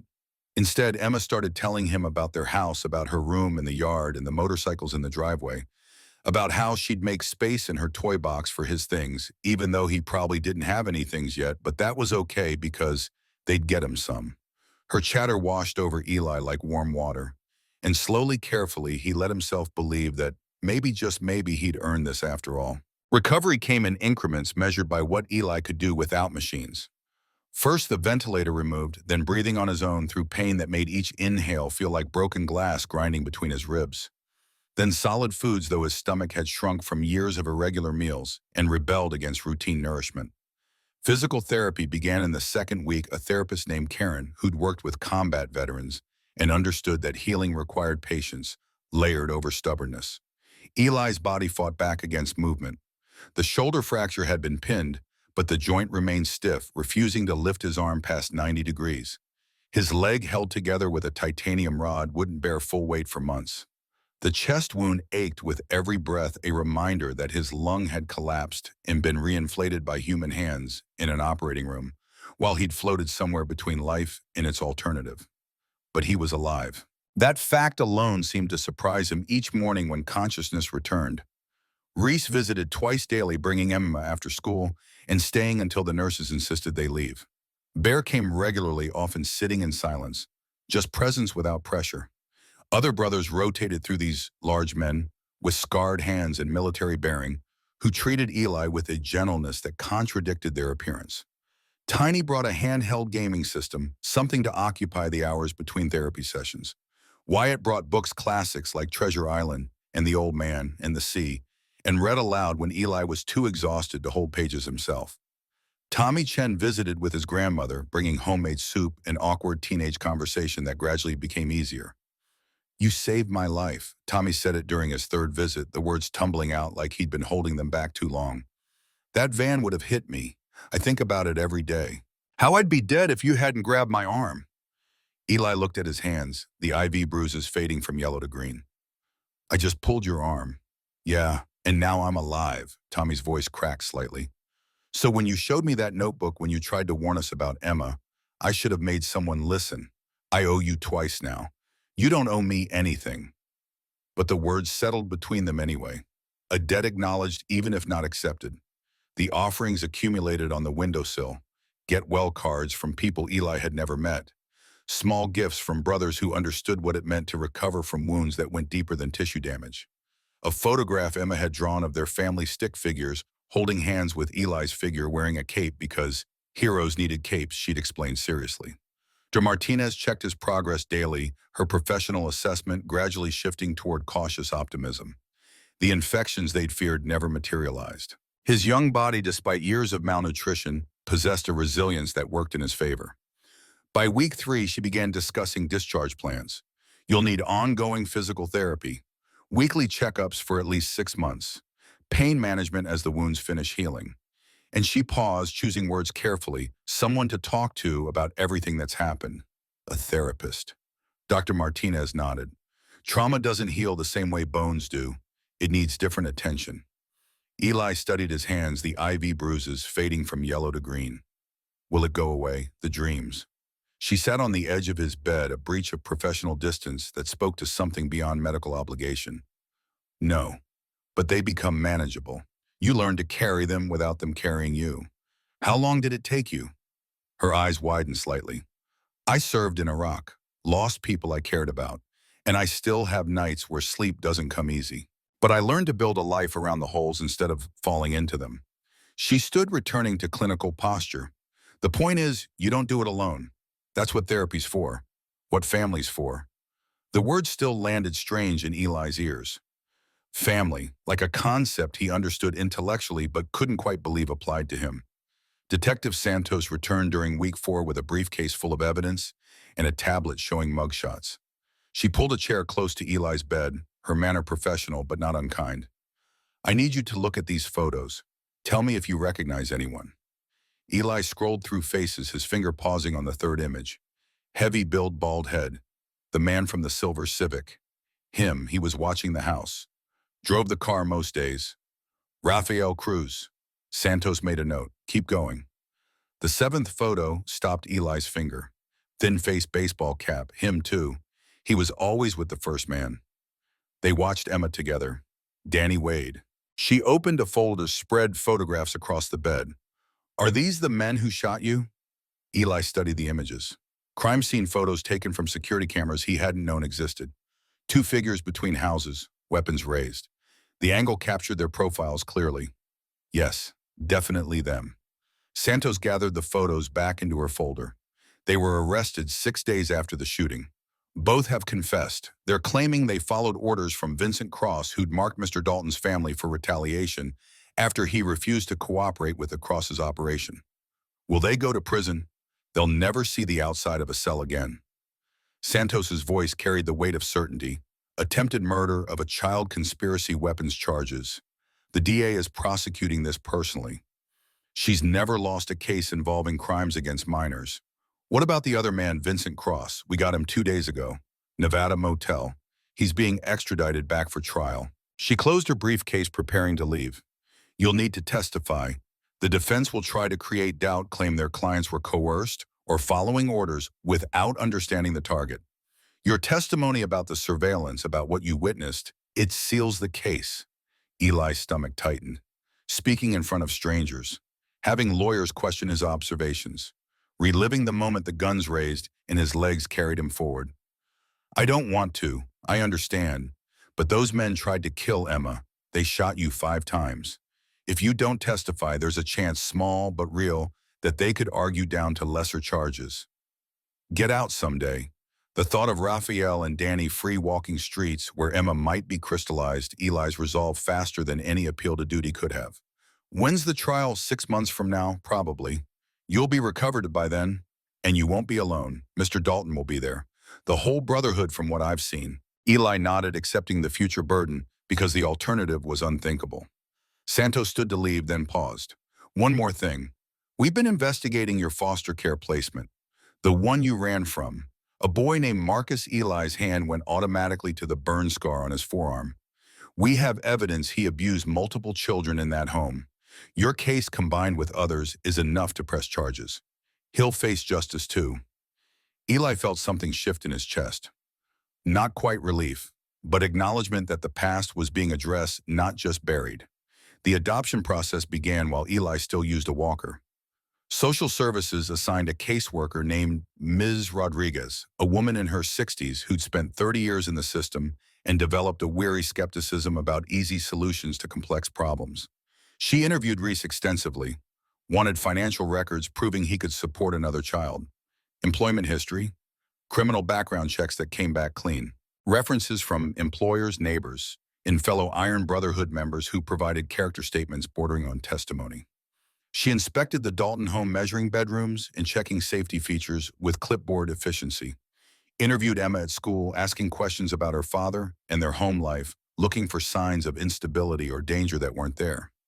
Then she sat across from Eli in a hospital conference room, just the two of them, her expression neutral in that way professionals developed when they'd seen too much to be surprised anymore. Tell me about the Daltons. Reese's Eli searched for words that felt too big for his vocabulary. He's good, patient. Emma's happy. The house is clean. There's food. Those are observations. I'm asking what you want. The question landed harder than expected. What did he want? He'd spent 2 years not wanting anything beyond the next meal, the next safe place to sleep. Wanting meant hoping. Hoping meant disappointment. But the answer came anyway, quiet and certain. I want to stay with them. I want Emma to be my sister. I want Reese to be my dad. Ms. Rodriguez made notes without looking up. You understand what adoption means? It's permanent, legal. You'd be Eli Dalton, not Eli Stone. Your history changes. I killed my parents, my sister. Maybe changing my name means I can stop being that person. Ms. Rodriguez's pen stopped moving. She looked at him directly for the first time. You were 8 years old in a car accident. That's not murder. That's tragedy. And regarding your foster care placement, we've uncovered significant abuse. Marcus Williams is being charged. What he did to you, to other children, that wasn't your fault either. Everyone keeps saying that because it's true, though I suspect you won't believe it until you're ready. She closed her folder. I'm recommending approval, but there will be a hearing. A judge will need to confirm that this placement serves your best interests. Be prepared to answer questions. Be honest. What if the judge says no, then we appeal. And keep appealing. But that won't happen. Mr. Dalton has everything required: stable income, safe home support network.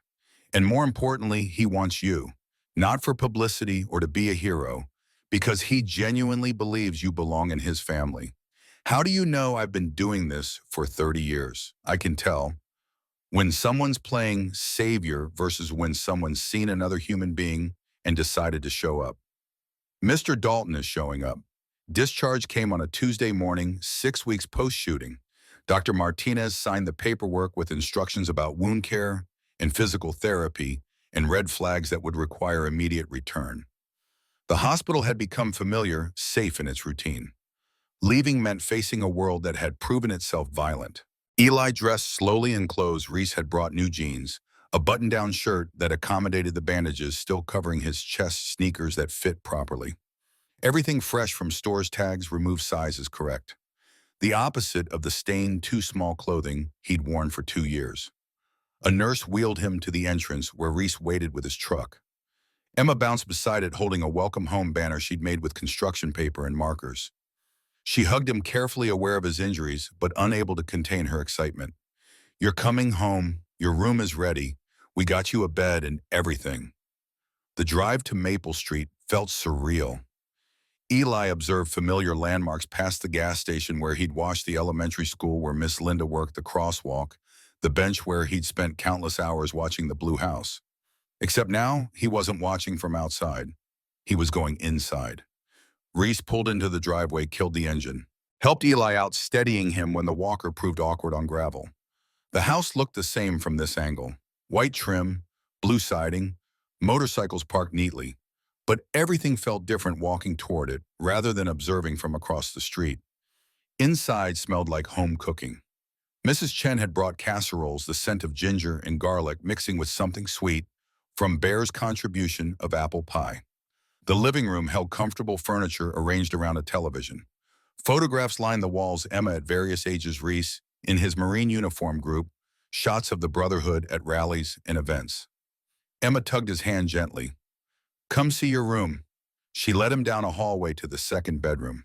The door stood open. Inside was a space that made Eli's throat close. A real bed with a blue comforter, a desk and chair positioned near the window, bookshelves already holding the volumes Wyatt had read to him, a dresser with the top drawer open showing folded clothes, posters on the walls, motorcycles and national parks, and a periodic table because Emma had insisted scientists needed periodic tables. "This is mine," Reese stood in the doorway. "All yours. We can change anything you want. Paint, colors, posters, whatever makes it feel like your space." Eli walked to the window. It faced the street.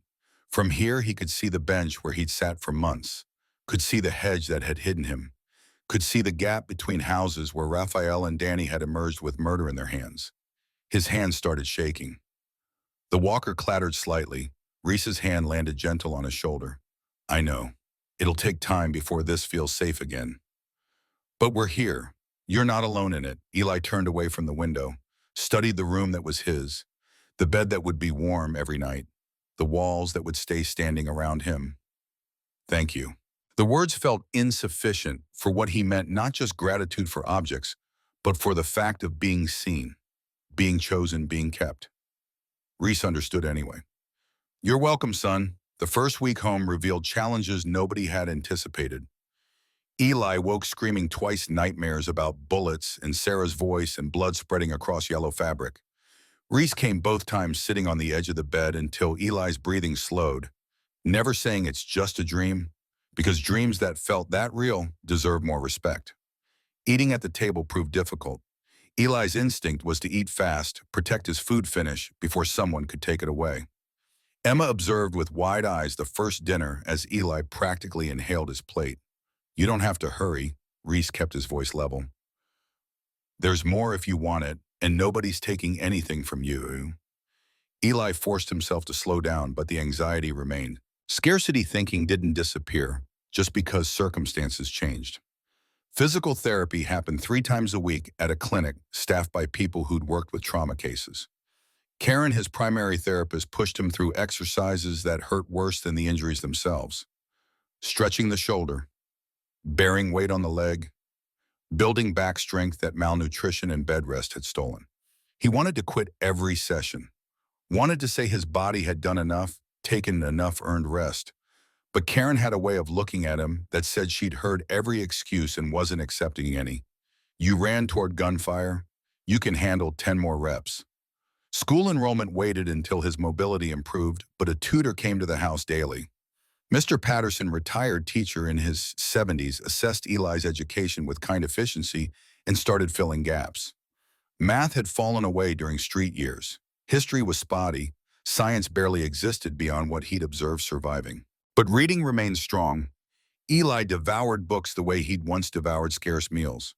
Stories became escape routes from a body that still hurt and a mind that wouldn't settle. Emma helped in ways she didn't realize. She'd burst into his room after school chattering about her day, demanding he help with homework, or watch her practice cartwheels in the yard. Her presence didn't allow wallowing, didn't permit him to disappear into the guilt and fear that waited in quiet moments. One afternoon, she flopped on his bed, careful of his injured leg, stretched out on pillows. Jordan at school asked if you're really my brother now.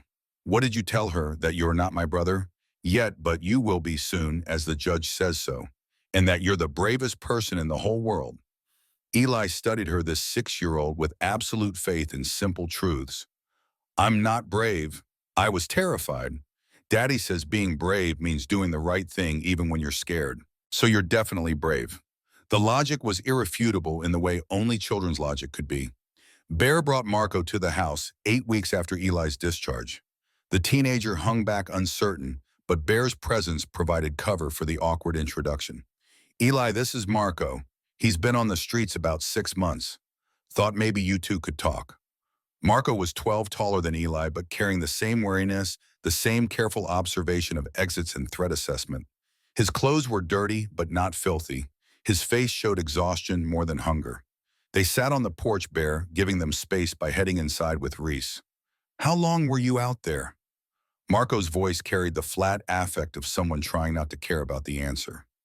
2 years. Marco's eyes widened. How Eli shrugged the motion, pulling at his healing shoulder. You learn what's safe, who to avoid, where to sleep without getting hurt. It becomes routine. I've been sleeping under the overpass, but there's this guy older who keeps trying to get me to... Marco stopped, looked away. I know. There are people like that. You have to stay visible during the day. Move at night. Never let anyone corner you alone. Is that how you survived? Eli touched the scar on his forearm, the burn from Marcus in foster care. Mostly. Not always. Marco felt quiet, processing. Bear said you got shot saving some kid. Emma, Eli nodded toward the house where Emma's voice carried through the screen door. She's my sister now. Or will be once the adoption's final. You're getting adopted, yeah. By the guy inside the biker Reese. He's good, patient, doesn't hit or yell, actually cares. Marco's skepticism showed clear in his expression. And you believe that I didn't at first. But yeah, I do now. Why? Because he shows up. Every day. Even when I'm difficult or scared or mess up. He just shows up. Marco picked at his shoelace, the nervous motion of someone who wanted to believe but couldn't afford the risk. Nobody just helps. There's always something they want. Eli remembered thinking the same thing.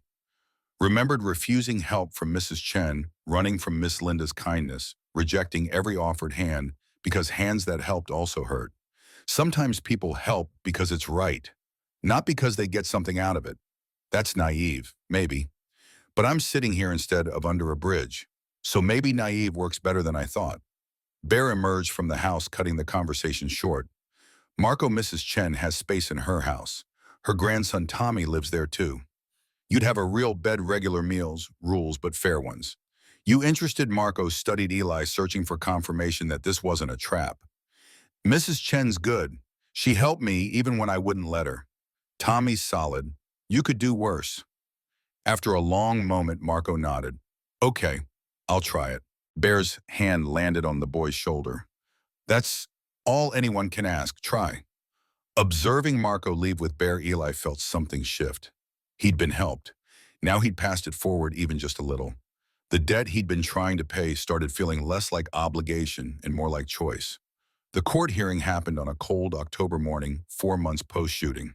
Judge Harold Morrison presided, the same judge who would later sentence Rafael Cruz and Danny Wade to life terms. His chambers were wood-paneled and serious-lined with law books that seemed to carry the weight of every case they'd informed.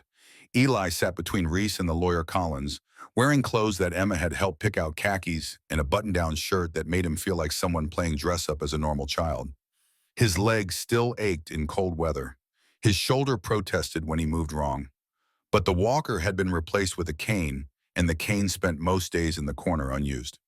Rodriguez presented her findings. Detailed assessment of Reese's fitness as a guardian, financial stability, home environment, support network, character references from Iron Brotherhood members who'd submitted statements that read like military commendations. She concluded with clinical precision. Based on comprehensive evaluation, I recommend approval of this adoption. Mr. Dalton has demonstrated commitment to Eli's welfare and possesses resources necessary for his continued recovery and development. She paused, then added, additionally, evidence has emerged regarding abuse Eli suffered in his previous foster placement. Marcus Williams has been charged with multiple counts of child abuse. This court should note that Eli fled not because he was troubled, but because the system failed to protect him. Mr. Dalton's home represents the safety and stability Eli has never had. Judge Morrison reviewed documents with methodical attention. He looked up at Eli, his expression unreadable. Son, I need to hear from you directly. Do you want Mr. Dalton to adopt you? Eli's voice came out smaller than intended. Yes, sir. Why be? Because Eli glanced at Reese, then back to the judge, because he chose me. Not because he had to, not because it looked good, because he saw me and decided I mattered. What about your birth family, your parents and sister who died in that accident? Eli's throat tightened. The question felt like accusation. I'll always miss them, always carry what happened, but they're gone. And Reese, Mr. Dalton, he's here, he's real, and he wants me. Judge Morrison made notes, studied Reese. Mr. Dalton, you understand the responsibility you're accepting. This child has experienced significant trauma. His needs will be complex, ongoing therapy, medical follow-up, educational support. These don't end after the adoption's finalized. Reese's voice held the same steadiness it had carried in Vietnam firefights. I understand completely, Your Honor. I'm not approaching this lightly. I'm all in for however long it takes. The judge studied them both for a long moment. Then he signed the document before him with a flourish that felt final. Adoption granted. Elijah Stone is now legally Elijah Dalton, with all rights and responsibilities that entails. He looked at Eli with something that might have been warmth softening his judicial bearing. You've been through more than any child should. I hope this family gives you the peace you've earned. Outside the courthouse, Bear and 15 other brothers waited. They'd shown up in suits and ties, transformed from their leather vests, showing respect for the legal process, even while representing their outsider identity. Emma launched herself at Eli the moment they emerged. You're official now. You're really my brother. She hugged him with the careful enthusiasm of someone who'd learned to be gentle around healing wounds. The brothers congratulated Reese with handshakes and backslaps. Wyatt pulled Eli aside, his old eyes bright. You're Iron Brotherhood now, too, son. Honorary member. Which means you've got 50 brothers who'd take a bullet for you just like you took 5 for Emma. I didn't do it for recognition. No, you did it because it was right. That's why you're one of us. Integration into normal life happened in stages. School started in November 5th grade at Lincoln Elementary, where Emma attended. The principal knew Eli's story, everyone in the city knew. By then, the news coverage had been extensive and assigned him to Miss Patel's class, a teacher known for patience and high standards in equal measure. Walking into a classroom full of children who'd never been homeless, never gone hungry, never wondered if they'd survived, the night felt like visiting a foreign country. They stared with the open curiosity of kids who'd heard about the shooting but didn't understand the weight of it. Ms. Patel addressed it directly the first day. This is Eli Dalton. He's joining our class. I expect you all to treat him with the same respect you show each other. His story is his to share or not share. We don't ask intrusive questions. Understood. A chorus of yes, Ms. Patel. Eli took a desk near the window, hyper-aware of his differences. His clothes were new, but he wore them awkwardly. His social skills had atrophied from isolation. His academic knowledge had gaps that made simple assignments complicated. But one boy approached at lunch. Jordan Chen, Tommy's cousin, who'd heard about Eli from family and didn't seem intimidated. Want to sit with us? The question was casual, but the invitation meant more than Jordan realized. Eli followed him to a table where 3 other boys argued about which superhero could beat which other superhero in a fight. Jordan introduced him without ceremony. This is Eli. He's new. The other boys made space, included him in their debate. Didn't treat him like either a victim or a celebrity, just another kid with opinions about fictional powers. It was the most normal Eli had felt in 3 years. Physical scars faded slower than emotional ones. The bullet wounds left marks that would never fully disappear.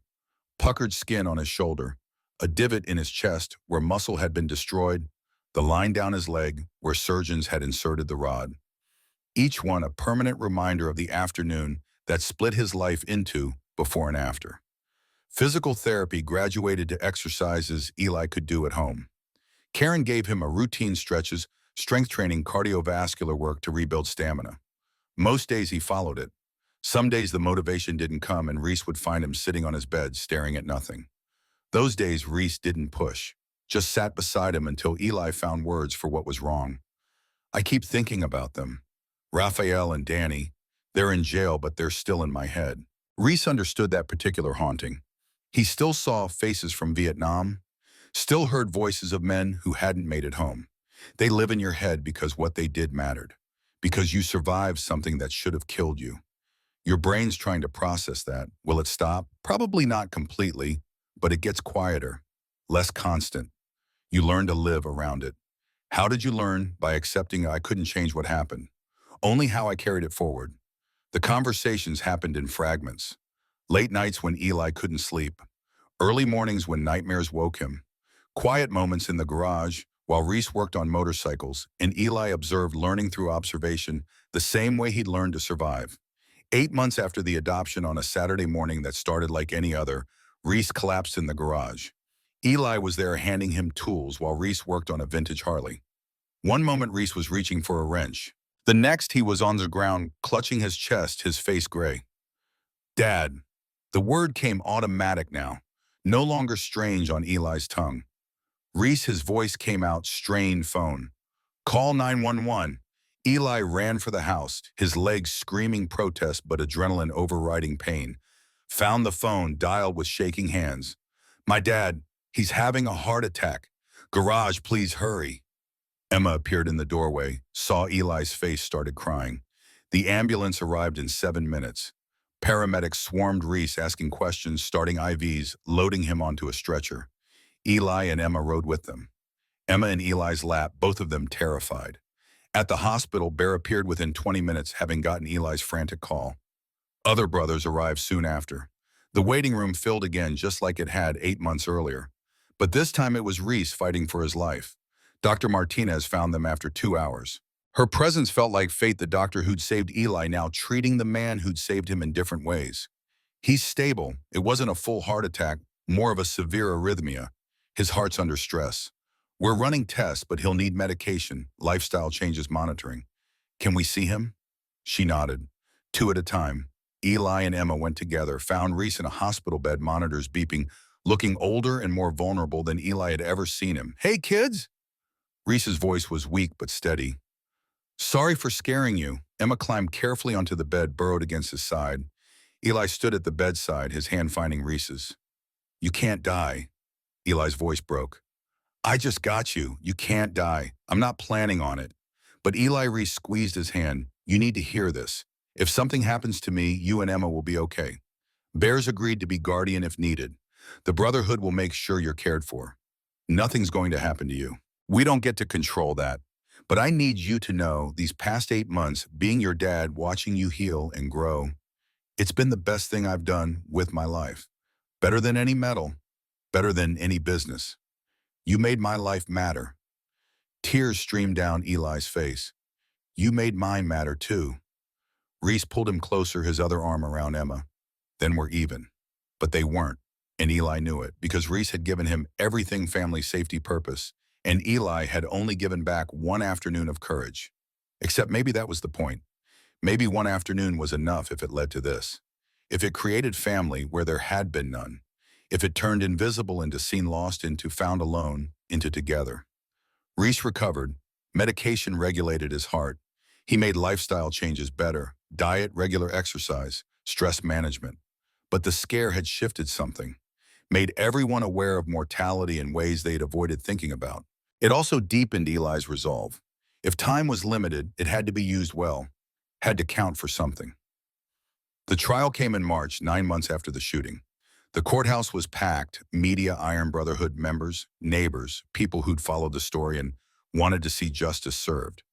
Rafael Cruz and Danny Wade sat at the defense table in orange jumpsuits, their expressions carefully neutral.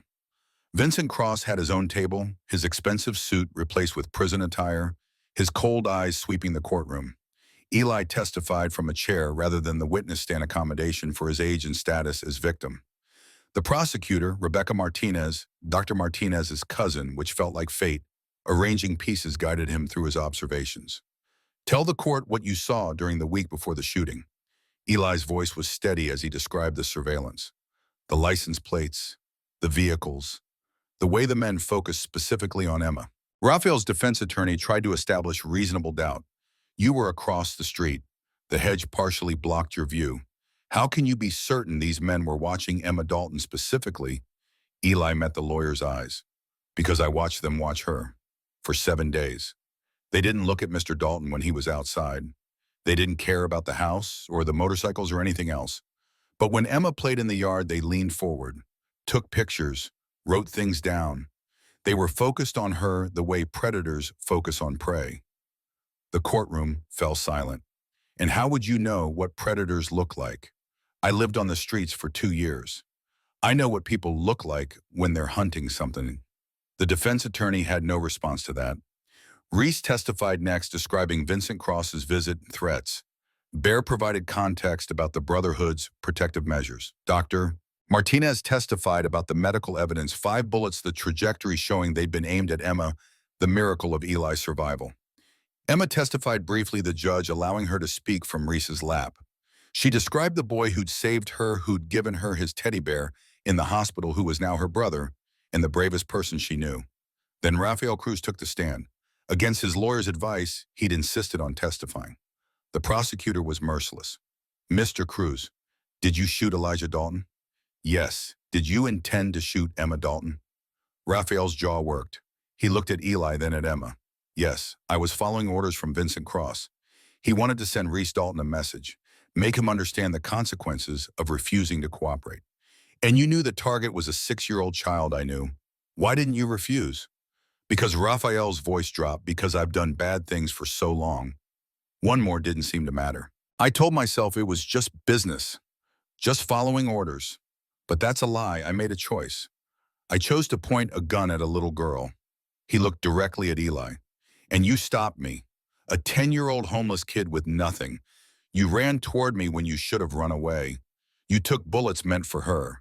And I have to live with that, with knowing what I tried to do and what you did to stop me. His voice cracked. I deserve whatever punishment this court gives me. Danny Wade's testimony was similar. Vincent Cross stayed silent, his lawyer advising him not to take the stand. The jury deliberated for 4 hours. When they returned, the foreman stood. On the charge of attempted murder in the 1st degree, how do you find guilty? On all counts. Rafael Cruz guilty. Danny Wade guilty. Vincent Cross guilty. Judge Morrison scheduled sentencing for 2 weeks later. When that day came, the courtroom was packed again. The judge's words were measured but final. You targeted a child to punish her father. You shot a 10-year-old boy who tried to protect her. There is no rehabilitation for this. No second chance that makes sense. You will each serve life in prison without possibility of parole. He looked directly at the defendants. Elijah Dalton showed more courage in 7 seconds than you 3 have shown in your entire lives. He gave you mercy by surviving. This court gives you justice by ensuring you never harm another child. Outside the courthouse, reporters tried to ask Eli how he felt. He ignored them, climbed into Reese's truck where Emma waited bare beside her. They drove home in silence, processing closure that felt both satisfying and insufficient. Justice had been served, but it didn't erase what happened, didn't remove the scars, didn't make the nightmare stop. It just meant nobody else would get hurt by those particular men. And maybe that had to be enough. A week after sentencing, a letter arrived at the Dalton house. Prison return address. Vincent Cross. Reese debated whether to show it to Eli.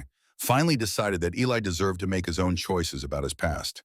They sat together in the garage, the letter between them. You don't have to read it if you don't want to, Eli picked it up, hand steady, opened it, read, Mr. Dalton and Elijah. I'm writing this knowing I have no right to your time or attention, but I need to say it anyway. I lost my son 8 years ago. Marcus Jr. was 12, killed in crossfire from a gang dispute I had nothing to do with. They shot him because he was in the wrong place at the wrong time. I let that grief turn me into something worse than the men who killed him. I built an empire on pain. I justified it by telling myself I was taking what the world owed me for taking my boy. When Reese refused to help me, I decided to make him feel what I felt, make him lose what I'd lost. Eli, you stopped me, not just physically, but by showing me what real courage looks like, what sacrifice means. You lost your family, just like I lost mine, but you turned your pain into protection. You saved someone. I tried to destroy someone. That's the difference between becoming better or becoming worse. I don't ask for forgiveness. I don't deserve it. But I need you to know, watching you testify, seeing what you survived and how you survived it, it broke something in me that needed breaking. My son would be 20 now. I hope he would have been more like you than like me. Vincent Cross. Eli read it twice, set it down, stared at nothing for a long moment. Reese waited. Finally, Eli spoke. He's right about the choice, about pain making you better or worse. What are you going to do with the letter? I don't know. Maybe keep it as a reminder that I could have gone his way, that losing everything could have made me into someone who hurts people instead of helps them. That took strength. Choosing the harder path. Eli shook his head. It took Sarah, her voice in my head telling me not to fail again. It took Emma needing protection. It took you showing me what a good father looks like. He looked at Reese. I forgive him. Not because what he did was okay, but because carrying hate is too heavy, and I'm tired of carrying heavy things. Reese pulled him close, one arm around his shoulders. You're going to be okay, son. Better than okay. You're going to do great things. 2 years after the shooting, on a Saturday morning that felt like every other Saturday morning except for its significance, Eli sat on the porch with Marco. The younger boy had thrived under Mrs. Chen's care, started school, made friends, stopped looking over his shoulder constantly for threats. They developed a routine of sitting together weekend mornings, not talking much, just existing in companionable silence while the neighborhood woke around them. A kid appeared at the corner. Boy, maybe 9, too thin clothes that didn't fit right. He walked with the careful awareness Eli recognized immediately, assessing threats, noting exits, surviving. Marco saw him too. Another one. Eli stood, his limp barely noticeable now, except in cold weather. Yeah, another one. You going to help? We're going to help. They crossed the street together. The boy watched them approach with wary eyes, tensing like he might run. Eli stopped a respectful distance away. I'm Eli. This is Marco. You hungry? The boy's eyes darted between them, calculating risk versus need. What do you want? Nothing, just offering breakfast. My dad makes terrible pancakes, but they're food. Why would you do that? Because someone did it for me once. Changed everything. The boy studied them for a long moment. Then I'm Diego. Eli smiled, the expression coming naturally now after 2 years of practice. Come on, Diego, let's get you fed. They walked back toward the house where Reese was already making coffee, where Emma would be waking soon, where the kitchen table had space for one more. Behind them, the bench where Eli had spent months watching sat empty, waiting for the next observer, the next invisible child who needed to be seen. The circle continuing forward. Inside, Reese looked up as they entered, saw Diego, understood immediately. Morning, he held out his hand to the new boy. I'm Reese. You're welcome here. Diego took the hand hesitantly. I don't have money. Don't need money. Just need to be hungry. You hungry? Diego nodded. Then sit. Pancakes coming up. Fair warning, they're not great, but my kids eat them anyway. My kids. Plural, including Eli in that statement as naturally as breathing. Emma appeared in her pajamas, rubbing sleep from her eyes. Saw Diego and smiled. Hi, I'm Emma. Are you staying just for breakfast? Okay, maybe after you can stay longer. We have extra rooms. Diego looked overwhelmed. Eli remembered that feeling, the impossibility of kindness after so long without it. It's real, Eli told him quietly. They mean it. It's okay to trust this. How do you know? Because I'm proof. They ate together, the five of them, around a table that had expanded to hold not just blood family, but chosen family. Not just those who shared names, but those who shared understanding. And outside, the sun continued rising over Maple Street, where invisible children could still become seen, where the lost could still be found, where courage multiplied when given space to grow. One boy at a time, one table at a time, one family at a time. The legacy rippling forward, endless and unstoppable, built on the simple truth that Eli had learned at 10 years old. Sometimes the bravest thing you can do is believe you're worth saving, and then help someone else believe it too.